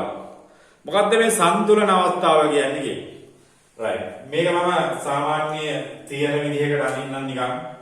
විස්ටන් සේතු පරිපතයේදී ඔන්න ඔය වගේ තමයි අපිට ඇහැට උරු වෙලා තියෙන මීට වඩා උරු නැති විදිහකට දෙන්නත් පුළුවන්. ඒ පිළිබඳව අපි පොඩ්ඩක් කතා කරමු. සාමාන්‍ය විස්ටන් සේතුවක් අඳින්නේ ඔය වගේ තමයි. හැබැයි මේකදී අනිත් පැත්තට හරවලා අර මම මේකට දෙන්න පුළුවන්. සාමාන්‍ය විස්ටන් සේතුව අඳින්න. විස්ටන් සේතුවක් මම අඳින්නා. විස්ටන් බ්‍රිජ් එකේ තියෙන විදිහකට. right. සන්තුලිත අවස්ථාව නිරූපණය වන පරිදි අඳින්න. right. හොඳට බලන්න. එතකොට මම මෙතන මෙන්න මේ අග්‍රහාර ගැල්වමීටර සම්බන්ධ කරලා තියෙනවා. මේකේ මොකක් හරි ධාරාවක් කරනවා කියලා දැනගන්න ගැල්වමීටර සම්බන්ධ කරලා ඕන අනීකර සම්බන්ධ කරන්න පුළුවන්. right. ඊළඟට මේකේ මම මේ පුඩුව නම් කරගන්න මේක A මෙතන B මෙතන C මෙතන D කියලා දානවා. right. ඊළඟට මම මේකට I1 ධන I2 ධාරාවක් එනවා කියලා හිතමු. මෙතන I1 ධන I2 ධාරාවක් එනවා කියලා හිතමු. මෙතන මේක එක ධාරාවක් යනකොට මේක තව ධාරාවක් යනවා. මේක මම ප්‍රතිරෝධ ටිකක් නම් කරගන්නවා. PQRS කියලා නම් කරනවා. PQRS. මෙතනට I1 ධන I2 ධාරාවක් එනවා නම් ආවොත් මෙතනට I1 ධන I2 ධාරාවක් එනවා නම් මෙතනින් I2 යන්න පුළුවන් මෙතනින් I1 යනවා මාරු වෙන්න පුළුවන්. හොඳට බලන්න. විස්ටන් සේතු පරිපතයක මතකන මෙන්න මේ සන්තුලන අවස්ථාවේදී මෙන්න මේ ගැලවමීටරය හා ධාරාවක් යන්නේ නැහැ. සන්තුලන අවස්ථාවේදී මේකේ ගැලවමීටරය හා ධාරාවක් යන්නේ නැහැ. ඒ කියන්නේ මෙන්න මේ ධාරාව ශුන්‍ය වෙනවා. මතකන මේ කාලාදීම ප්‍රතිරෝධය අයින් කරා මෙතන විභව සමාන ලක්ෂණිය. මේක කම්බියක් දැම්මා. ඒ සන්තුලිත අවස්ථාව විතරයි. හැබැයි විස්ටන් සේතුවක සන්තුලන නවන අවස්ථාව උනත් අපි දැනගත යුතු දේවල් තියෙනවා. හරි. එතකොට ඕකේ ප්‍රතිරෝධය ගලවන්න නම් මොකද උනේ කියන කාරණේ. එතකොට මේක සන්තුලනය වෙන්නේ කොහොමද කියන්නේ. හරි. ඒක අපිට ඔප්පු කරලා පෙන්නන්න පුළුවන්. right. ඔක සන්තුලනය වෙන්නේ කොහොමද කියන එක ඔප්පු කරලා පෙන්නන්න පුළුවන්. right. අපිට ඒකට පාවිච්චි කරන්න වෙනවා කර්චොෆ්ගේ නියම පාවිච්චි කරන්න වෙනවා. right. කර්චොෆ්ගේ නියම පාවිච්චි කරන්න වෙනවා. එතකොට හොඳට බලන්න. දැන් මෙතනින් I1 ධාරාවක් ආවිල්ලා මෙතනින් ඔය I1 ධාරාව යනවා. දැන් මේකේ ධාරාව යන්නේ නැත්තම් එහෙනම් මෙතනින් තේරෙනවා. මේකත් එහෙම මෙතනින් ධාරාවක් යන්නේ නැත්තම් මේ ධාරාව ඔහම ඇවිල්ලා මේක ආය නැවත I1 ධන I2 ධාරාව වෙනවා. මේක විදුලි ජාලක බලයක් තියෙන කොහෙද මොකක්ද. එතකොට මේක මේ PQRS අතර සම්බන්ධතාවය එදාම ලිව්වා. මේක ව්‍යුත්පන්න කරන්න අපි පාවිච්චි කරන්නේ කර්චොෆ් නියම. මේ ව්‍යුත්පන්න කරන්න අපි පාවිච්චි කරනකොට කර්චොෆ් නියම බලමු. right. මම මේක කර්චොෆ් නියමයේ දාන්න නම් මට ඕන සංවෘත පුළුවන්. මල්ලියානම් ඉච්චානම් කර්ජ්ගේ දෙවන නියමයි. කර්ජ්ගේ දෙවන නියමයි. සංගුණත පුඩුවක් කියලා ඉස්සල්ලා. මේකේ සංගුණත පුඩු කීපයයි තියෙන්නේ. ඕනනම් මේක පැත්තකට ගන්න පුළුවන් අනික අනිත් පැත්තට ගන්න පුළුවන්. මම ගන්න ABDA කියන පද. ABDA බලන්න. ABDA. ABDA බලන්න. C අහුවෙන්නේ නැතුව ඉඳ ගන්න. මෙන්න මේ කෑල්ල විතරයි. මෙන්න මේ එක. ABDA මෙහෙම. ABDA පුඩුවට දැම්මොත් සිග්මයි සමානයි සිග්මා IR. මේකේ සිග්මා E එකක් අහුවෙන්නේ නැහැ නේද? එහෙනම් මේක බිඳුව. සිග්මා E එකක් අහුවෙන්නේ නැහැ ඒක බිඳුව. මේකේ ප්‍රතිරෝධ දිහා බලනකොට මේක චක්‍රීය දිශාවකට තියෙන P කියලා ප්‍රතිරෝධයක් තියෙනවා. එයත් එක්ක තියෙන ධාරාව I1. right? මෙහෙමනේ ඔබ දැන් දාන්නේ. ඒතර මෙහා තියෙන විරුද්ධ දිශාවට. එතකොට මේක ඍණ R වැඩි කිරීම I2 කියලා ගන්න බෑ. ඕනේ ගන්නේ. right. එතකොට මම මේක මෙහාට අරන් ලියා ගන්නම් PI1 සමානයි RI2 කියලා මේක අනිත් පැත්තට පැනනවා. right. එතකොට මේකේ සම්බන්ධතාවය මම ගන්නවා I1 බෙදීම I2. I1 බෙදීම I2 කියන්නේ R බෙදීම P. right. මේක මම පළවෙනි සමීකරණයෙන් දෙන්නම්. පළවෙනි සමීකරණය දෙන්නම්. තේරුණාද හොඳට කරේ මොකද්ද මේක? මෙන්න මේ පුඩුවට දැම්ම. ABDA පුඩුවට දැම්ම. මොන නෝරද? ABDA පුඩුවට දැම්ම. V සමාන IR වලින් උනත් පුළුවන් නම්. මොකද මේ ධාරාවක් කියන්නේ නේද? ඒකට අපි කර්ජප් නියමයෙන් අද බවුලක් නැහැ. V සමාන IR වලින් උනත් මේක ඔප්පු කරගන්න පුළුවන්. මොකද මේ විභවාන්තරය ශුන්‍ය වෙනවනේ මේකේ. V සමාන IR දැම්මොත් මේක ආරා විභවාන්තරය මේක ආරා විභවාන්තරය VB වෙන VD කියලා ගත්තොත් ඔක ගන්න පුළුවන්. right. ඒකත් අවුලක් නැහැ. එහෙම ඔප්පු කරන්නත් ඉතින් ඕනක් පුළුවන්. right. ඊළඟ පුඩුවට දාන්න. මේක මන් දාන අනිත් පැත්ත. මෙහෙම දාන්න. ඕන විදිහට දාන්න. මේ පැත්තට දාන්න. ඍණ ඕනේ නැහැ. BC DB වල දාන්න. BC DB වල දානවා. එතකොට එයාගේ සිග්මා E එකක් ගන්න බිඳුවයි. මෙයාගේ ප්‍රතිරෝධය I1 වැඩි කිරීම Q. මේක එතකොට මේ චක්‍රීය දිශාවට විරුද්ධයි. එතකොට ඍණ I2S. right. එතකොට මෙහාට පන්න ගත්තාම මෙතන දියට ඇවි. ඔව්. I2S සමානයි I1Q. ඉතින් මම I1 I2 උත්තර කරගන්න. I1 බෙදීම I2 කියන්නේ S බෙදීම Q. බෙදීම Q. right. ඔය දෙක තමයි. right. එතකොට මම මෙතන සම්බන්ධතාවය ගන්න එක සමානයි 2 කියලා. සම්බන්ධතාවය එක සමානයි 2 කියලා ගන්න. මොකද මේ සම්බන්ධය සමානයි. R බෙදීම P සමානයි S යට Q. මේක අපි මෙහෙම නෙමෙයි පාවිච්චි කරන්නේ. මේක හරස් ගුණ කරලා දාන හරියට P යට Q සමානයි R බෙදීම S. P බෙදීම Q සමානයි R බෙදීම S. ඔන්න වැඩ. P බෙදීම Q සමානයි R බෙදීම S කියන එක මතක තියෙන්න. එතන මේක සාධනය කරන්න ඕන. ඔක සාධනය කරන්නේ නැතුව දාමන් කියලා දුන්නා. එතකොට මේක ගැල්වනෝමීටරයකින් ධාරාව යන්නේ නැති අවස්ථාවේ මොකද්ද ප්‍රතිරෝධ අතර තියෙන සම්බන්ධතාවය නිරූපණය කරන්නේ මෙන්න මේ සන්තුලිත වීස්ටන් සේතුව පාවිච්චි කරලා. සන්තුලිත වීස්ටන් සේතුව පාවිච්චි කරලා. එතකොට මේ සන්තුලිත වීස්ටන් සේතු මූලධර්මයේ කියලා ලියලා මේක හදාන්න දෙන්න.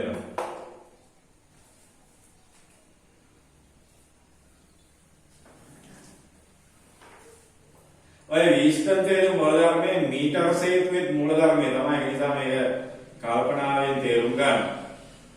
වීස්ටන් සේතු මූලධර්මය සාමාන්‍ය මීටර සේතුවක මූලධර්මය තමයි. මීටර සේතුවක මූලධර්මය තමයි.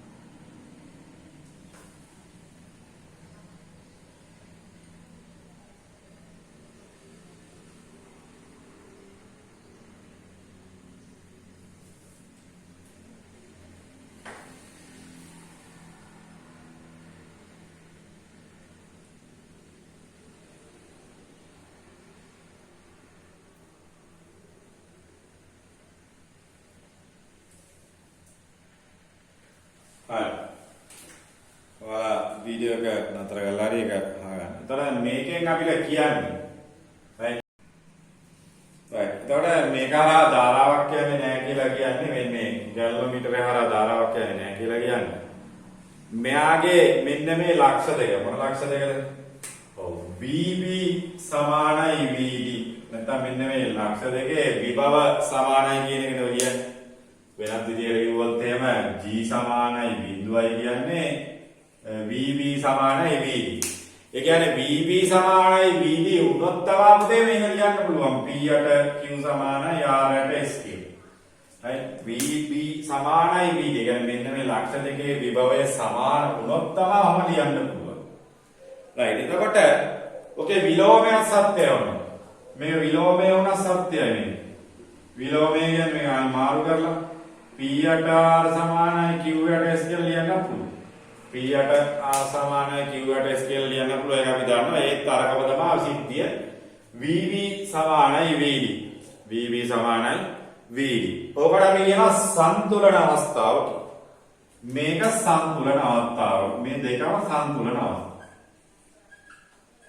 ඔකේ අනිත් පැත්තත් සත්‍යය කියන එක තේරුම් ගන්න. ඔක සන්තුලන අවස්ථාව. සන්තුලන අවස්ථාව මේ. right. හදා G සමානයි බිඳුව නම් VB සමානයි VD. එහෙනම් මේ දෙකම සන්තුලන අවස්ථාවට අදාළයි. සන්තුලන අවස්ථාවට අදාළ ඔය දෙකම සත්‍ය. right. එතකොට මේකේ VB සමානයි VD සන්තුලනයි නම් VB අසමානයි VD අවස්ථාව. VB අසමානයි VD අවස්ථාව අනිවාර්යයෙන්ම මොකද වෙන්නේ? ඔව් එහෙනම් මේකේ PQ යට RS PQ බෙදීම RS කියන එකත් අසමානයි. ඒතර මේ අවස්ථාව එතකොට අසන්තුලන අවස්ථාව. මේක අසන්තුලන අවස්ථාව. ඔක අසන්තුලන අවස්ථාව කියලා ගන්න වෙයි. right. එතකොට PQ යට RS අසමාන වන ගමන් අනිවාර්යයෙන් මෙතන විභවාන්තරයක් තියෙනවා. එහෙනම් ධාරාවක් යනවා.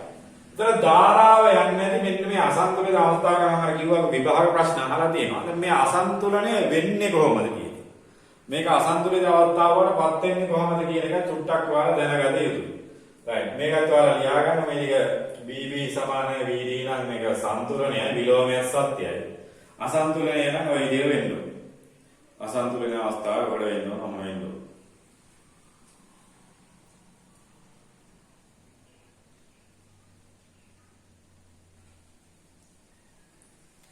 අසන්තුලිත අවස්ථාව වල වෙන්න ඕන. PQ යට RS කියන එක අසන්තුලිත.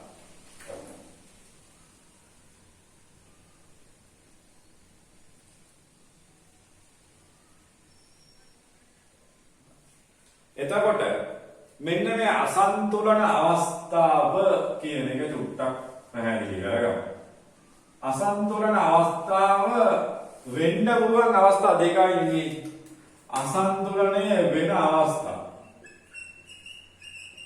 අසන්තුලනය වෙන අවස්ථාව මොනවද තියෙන්නේ? අසන්තුලනය වෙන අවස්ථා දෙකයි තියෙන්නේ. දැන් මේකේ හොඳට මතක ගන්න මේ PQ යට RS අසමානයි R8 RS කියන එකේ අවස්ථා දෙකයිනේ මේකෙදි වෙන්න පුළුවන්. අසමාන වෙන්න නම් මේක වැඩි වෙන්න ඕන. මෙහෙම වෙන්න ඕන නැත්තම් මේක වැඩි වෙන්න. ඕව වෙන්නේ right. ඔය දෙක තමයි තියෙන අවස්ථා දෙක. ඒතර අසන්තුලනය වෙද්දී එක්ක PQ බෙදීම P8 Q අනුපාතය R8S අනුපාතයට වඩා වැඩි වෙන්න ඕන නැත්නම් R8S අනුපාතය P8 Q අනුපාතයට වඩා වැඩි වෙන්න ඕන. right. එතකොට මේක එතකොට මේ P8 Q එක R8S ට වැඩි වුණොත් මේකේ මේ විභව බැස්ම කොහොමද වෙන්නේ? ඔව් විභව බැස්ම කොහොමද වෙන්නේ කියලා බලුවොත් දැන් PQ යට RS මෙන්න මේ පළවෙනි අවස්ථාව ගැන කතා කරලා විභව බැස්ම මොකද වෙන්නේ කියලා. ඒතර ඔයාලා දන්නවා ප්‍රතිරෝධය වැඩි නම් විභව බැස්ම වැඩි. මේකේ අනුව සමානුපාතික ධාරාවක් තියෙනවා. මොකද මේ වගේ ධාරාව සමාන නිසා. එතකොට PQ යට RS නම් මේ PQ සම්බන්ධ වෙලා තියෙන අග්‍රයේ විභවය කියන්නේ VB. ඒතර PQ යට RS නම් මොකද වෙන්නේ? ඔව් ප්‍රතිරෝධය වැඩි පැත්තේ විභව අන්තරය වැඩි වෙන්න ඕන. ප්‍රතිරෝධය වැඩි පැත්තේ විභව අන්තරය වැඩි වෙයි. එතකොට PQ අනුපාතය මේ අනුපාතයයි මේ අනුපාතය. එතකොට PQ යට RS වැඩි PQ බෙදීම P බෙදීම Q අනුපාතය R බෙදීමේ අනුපාතයට වඩා වැඩි නම් එතකොට අනිවාර්යෙන්ම මෙයාගේ විභවය VB කියන එක VD ට වඩා අඩු වෙනවා. මේ VD ගේ පැත්තේ එක වැඩි වෙනවා. හරි විභව බැස්ම තමයි වැඩි වෙන්නේ. විභව බැස්ම වැඩි. එතකොට මේකේ ධාරාව යන්නේ කොයි පැත්තේ ඉඳලා කොයි පැත්තට? ඔව් ධාරාව යන්නේ D වල ඉඳලා V ට යන්නේ ධාරාව. ධාරාව යන්නේ කොයි ඉඳලාද? මෙතන ඉඳලා D වල ඉඳලා V ට ධාරාව යන්නේ. VB අඩුයි VD උනොත් ඔන්න ධාරාව යන්නේ විභවාන්තරය වැඩි පැත්තේ ඉඳලා විභවාන්තරය අඩු පැත්තට. එතකොට විභවාන්තරය වැඩි පැත්තේ ඉඳලා විභවාන්තරය අඩු පැත්තට යනවා. මේ ඇවිල්ලා PQ මෙන්න මේ පළවෙනි අවස්ථාව. මේක මම අංක 1 කියනවා. අංක 1 වෙන්න නම් මෙන්න මේ සිද්ධිය තමයි. right. ඕකේම අනිත් පැත්ත. මේකේ PQ යට RS කියන එක PQ බෙදීම අනුපාතය RS ට වඩා අඩු. එහෙම අඩු වුණොත් මෙයාගේ VB වැඩි වෙන්න ඕන VD නතර නම් මෙතනින් ධාරාව එන්නේ කොයි පැත්තද? ඔව් මේකේ ධාරාව යන පැත්ත ඔන්න ඔය පැත්තනේ. B වල ඉඳලා D වලට තම ධාරාව. මෙන්න මේක ළමයි හරියට තේරුම් ගන්න ඕන. මෙන්න මේ අසන්තුලිත අවස්ථාව ගැන හරියට තේරුම් ගන්න මොකද මේ අපි මීටර සේතු සංකල්පය ඊළඟ කතා කරනවා. ඒ මීටර සේතු මූලධර්මයේ වටහා ගන්න නම් ඔන්න ඔය සන්තුලන අවස්ථාව වගේම අසන්තුලන අවස්ථාවක් දැනගන්න ඕනේ. සන්තුලන අවස්ථාව වගේම අසන්තුලන අවස්ථාවක් දැනගන්න ඕනේ. දැන් අපිට මේකට මැද බින්දු ගැලෝමීටර නැත්නම් මධ්‍ය මූලාංග ගැලෝමීටර කරා මම ඉස්සර ගැලෝමීටර ගැන කතා කරේ මැද තියෙන එකෙන් සම්බන්ධ කරලා තිබ්බොත් මෙයාගේ මේ ගැලෝමීටරේ දෙපැත්තටම ධාරාව යනවා කියලා තේරෙන්න ඕනේ. මේකේ අසන්තුලන අවස්ථාවේ කො D යට B ට එන්න පුළුවන්. දැන් B වල ඉඳලා D මැද බින්දු ගැලෝමීටරයක් පාවිච්චි කරලා ඔය හරියටම බලන්න පුළුවන්. දානද විනද ඔය පැත්තට යන්නේ ධාරාව කියලා. right. එතකොට ඕකේ හොඳට මේ පිළිබඳව තේරුම් ගන්න. right. එතකොට සාමාන්‍යයෙන් අපි මැද බින්දු ගැලෝමීටරයක් ගැන හිතුවොත් එහෙම දැන් මෙතනට සම්බන්ධ කරලා තියෙනවා කියුවා මේක ලියා ගන්න බලන්න. right.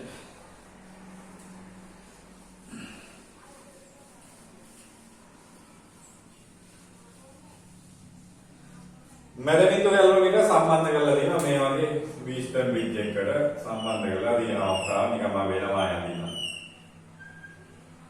right. මැද බින්දු ගැලෝමීටර සම්බන්ධ කරලා තියෙන අවස්ථාව ගැන චුට්ටක් හිතමු. ඔන්න තියෙනවා මැද බින්දු ගැලෝමීටර. මේ වගේ අවස්ථාවක් ගැන පොඩි දෙයක් හිතමු. අර විදිහම මේක P මේක Q RS A B බලන්න ABC. ඕකේ බලන්න. මේකේ දැන් මේ අනුපාතය පිළිබඳව හොඳට තේරුම් ගන්න. දැන් මේකේ අපි සම්බන්ධ කරේ මෙන්න මේ වගේ. ඉස්සල්ලාම සම්තුලන අවස්ථාවේදී PQ සමානයි RS. ඔන්න ඔය වගුවක් වගේ අපි නිකන් ඔක විතරණය කරගමු. මේක 1 1 වුණ ගමන් ඕකේ 1 1 වුණොත් එහෙම මේකේ මොකද වෙන්නේ?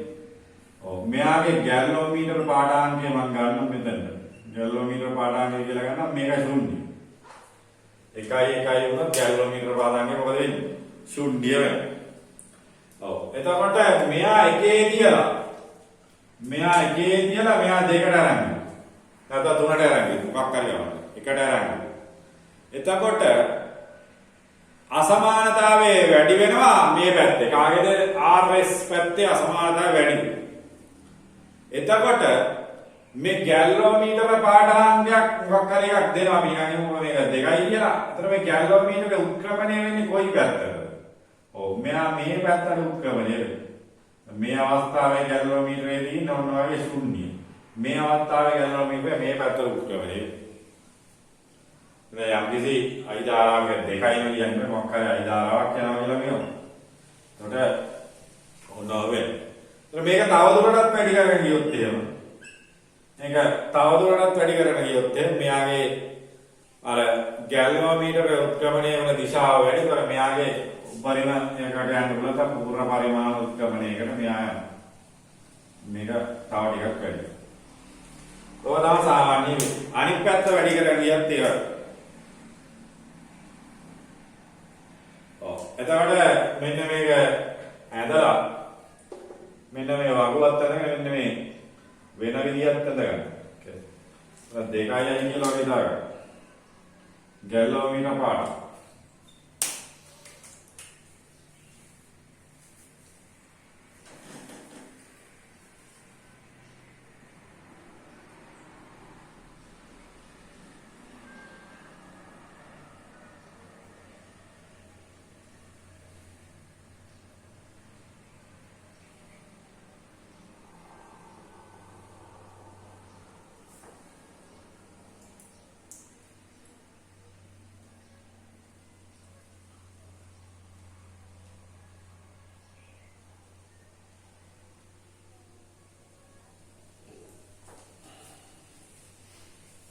right එතකොට මේක ලියලා යටි ලියන්න මේව ලියන්න ප්‍රතිරෝධ අතර අනුපාතයේ අසමානතාව ප්‍රතිරෝධ අතර අනුපාතයේ අසමානතාවය තීව්‍ර වන විට ප්‍රතිරෝධ අතර අනුපාතයේ අසමානතාවය තීව්‍ර වන විට ගැල්වෝමීටරය තුළ ධාරාව වැඩි ගැල්වෝමීටරය තුළ ධාරාව වැඩි ගැල්වෝමීටරය තුළ ධාරාව වැඩි ඊළඟට අපි බලමු මේ වීස්ටන් සේතුව කියන එක මෙහෙමම මත දෙන්නේ වෙනත් විදි ටිකක් තියෙනවා ඒ චුට්ටක් අපි තේරුම් ගන්න යන්න මේක මම ඉස්සෙල්ලා තිබ්බා පොඩිම දාන්න right ඔයාලා සාමාන්‍යයෙන් නම් වීස්ටන් බ්‍රිජ් එක මෙහෙම දෙන්නේ මේව කෝෂයකට සම්බන්ධ කරලා කොහොම දෙනවා සාමාන්‍ය සැකස්ම ඔය විදියට මේ වීස්ටන් සේතුව ඊට වඩා වෙනස් විදියට දෙන්න පුළුවන් right හොඳට බලන්න දැන් මම මේ එක ආකාරයක් අදිනවා right මේ එක ආකාරයක් අදින හොඳට බලන්න මෙන්න මෙහෙම දෙන්න බැරිද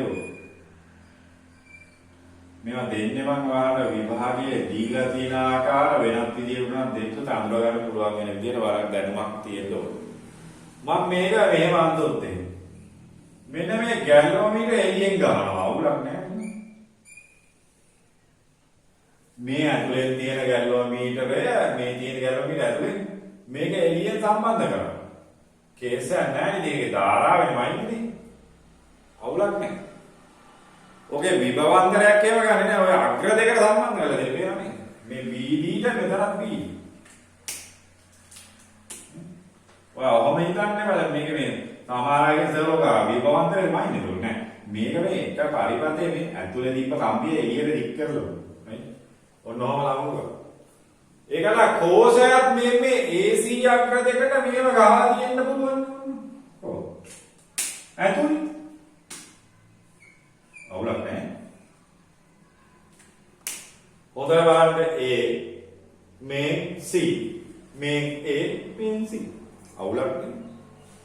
එතකොට මේ වගේ විදිහකට දුන්නොත් එහෙම අර සිද්ධාන්තය අර විදිහට බලමු මේකේ PQ RS right මේකත් ඇඳගන්න මේක එන්න පුළුවන් විභාගයේ ඕව වෙන්න පුළුවන් ඕව දුන්නයි කියලාත් ඕක සම්තුලන අවස්ථාවක්ම තමයි ඕක සම්තුලන අවස්ථාවක්ම තමයි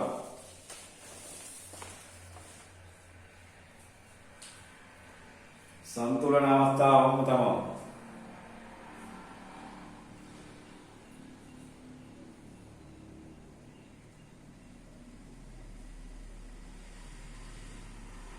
සම්තුලන අවස්ථාවම තමයි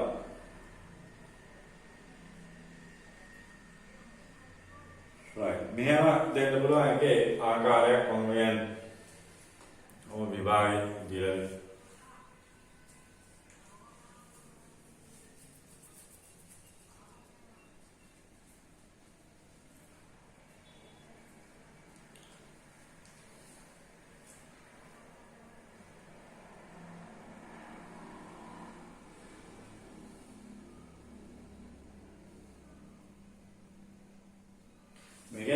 දෙයක් කරේ නෑ මේක මේ එළියට ඇදලා මේක ඇතුළට තමවුවා.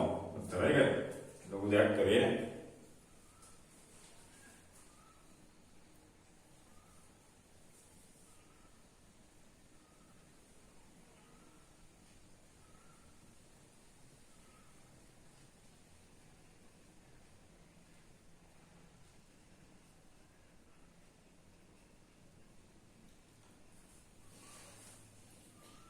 right ඊළඟට මෙන්න මේක මම ආයෙ උදාහරණ දෙනවා ඔයාලා අනිත් ගෲප් සටහන.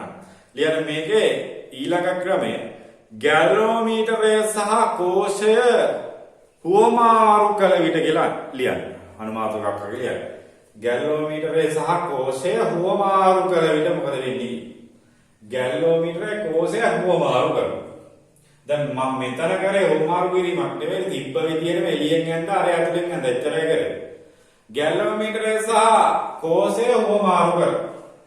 හුවමාරු කරොත් මොකද වෙන්නේ? මම මෙතන ඔන්න මේක වැගුවා. මෙතෙන්ද දානවා ගැලෝමීටර. මෙතෙන්ට කෝෂය දානවා. right ගැලෝමීටරය හුවමාරු කරනවා කෝෂයත් එක්ක. මෙතන කෝෂය දානවා.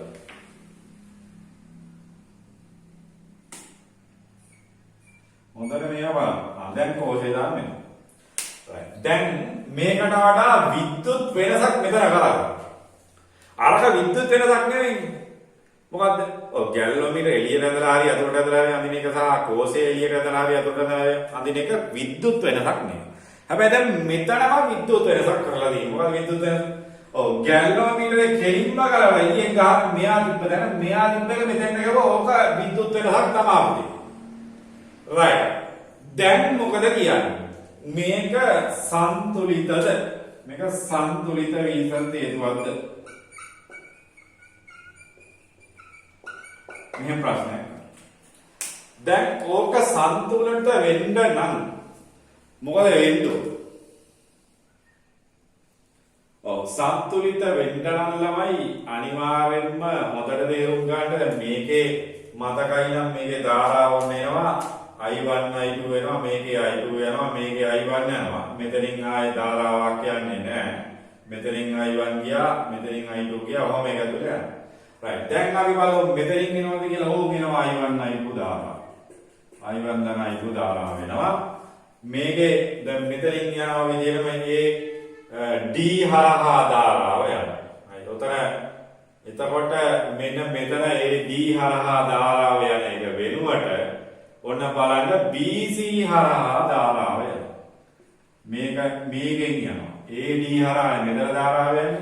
ඒ වෙනුවට මෙතන AB හරහා යන එක වෙනුවට ඔන්න යනවා BC හරහා. මෙන්න යනවා AB හරහා. ඉස්සල්ලා ගියේ AB සහ AD. දැන් BC සහ AB හරහා යනවා. නැවත එකතු වෙන තැන BC. දැන් නැවත එකතු වෙන තැන AD. නැවත එක වෙන තැන මේකින් අවුලක් නැහැ ළමයි අවුලක් නැහැ හැබැයි මෙතන මෙන්න මේකේ වගේ මොකද වෙන්න ඕන ඔව් මේකේ ළමයි අනුපාතය කොහොමද ගන්න වෙන්නේ ඔව් මෙතන අනුපාතය දැන් ගත්තේ P බෙදීම Q සමානයි R යට S කියලා මෙතන අනුපාතය R යට P සමානයි S යට Q කියලා තමයි ගන්න වෙන්නේ. R යට P සමානයි S යට Q කියලා ගන්න වෙන්නේ. R යට P සමානයි S යට Q මොකද නැත්තම් මේක මේ ඕම හරවලා බලන්න. ඕකම තමයි. මේව හරවලා බැලුවොත් එහෙම ඕක තමයි. R යට P සමානයි නැත්තම් Q යට S සමානයි ඔය මොන විදිහට ගතයි. right. එතකොට මේක සන්තුලිත අවස්ථාවද? ඔව්. මේක සන්තුලිත අවස්ථාවක් තමයි. මේක උදේ මෙන්න මෙම කරකවල බලන්නකො ඔන්න කරකවල බලන්නකො මේක මේන්ම කරකවල බලන්නකො මොකද වෙන්නේ මේ අග්‍රයෙන් අල්ලගෙන ඕම අරන් ගිහලා ඕම කරකවල බලපුවා ඕක ඔහොම තමයි R ට B සමානයි කිව්වට S ට කිව්ව ඔක R ට S සමානයි P ට කිව්වලා ආයෙ හදා ගන්න පුළුවන් නේ අර ඉස්සලා සම්බන්ධතාවය මාරු කරන්න බෑද ඔව් ඉස්සලා සම්බන්ධතාවය මෙතන කියනවා P යට Q සමානයි R ට ඉස්සල්ල එක වෙනවා ආය හරස් වෙනවා. ඒ කියන්නේ මොකද කියන්නේ? ඔව්. සන්තුලිත විස්තන් හේතුක සන්තුලිත විස්තන් හේතුක ගැලනෝමීටරයේ කෝෂය හුවමාරු කරලා කියලා ප්‍රශ්නයක් වෙන්නේ නැවත ලැබෙන්නේ සන්තුලිත අවස්ථාවක් තමයි. නැවත ලැබෙන්නේ සන්තුලිත අවස්ථාවක්. ඔය ඊට වැදගත් හරියටම තේරුම් ගත යුතු කාරණා. ලියන්න මේක ගන්න මේක අඳින්න ඒකලා කෝෂය මේක හුවමාරු කරන්න. හුවමාරු කරලා මෙන්න මේක ඇඳලා මේක හදාගන්න. ඒ වල වීඩියෝ එක නවත්තලා ගන්න.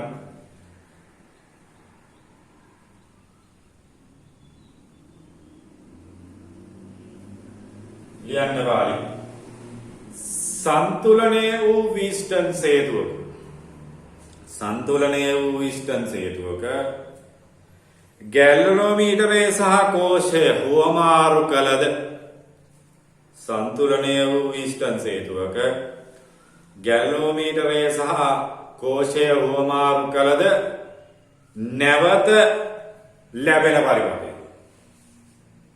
සන්තුලනය වූ විස්ටන් හේතුවක ගැලනෝමීටරයේ සහ කෝෂය හුවමාරු කළද නැවත ලැබෙන පරිපතයද නැවත ලැබෙන පරිපතයද නැවත ලැබෙන පරිපතයද සන්තුලනය වූ විස්ටන් හේතුවකි.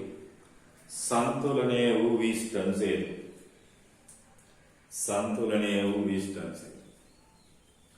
right. එතකොට මේ ක්‍රම සහ විධි පිළිබඳ විභාගයේදී ගැටළු වල තියෙන අපි සාකච්ඡා කරමු ඉදිරියේදී.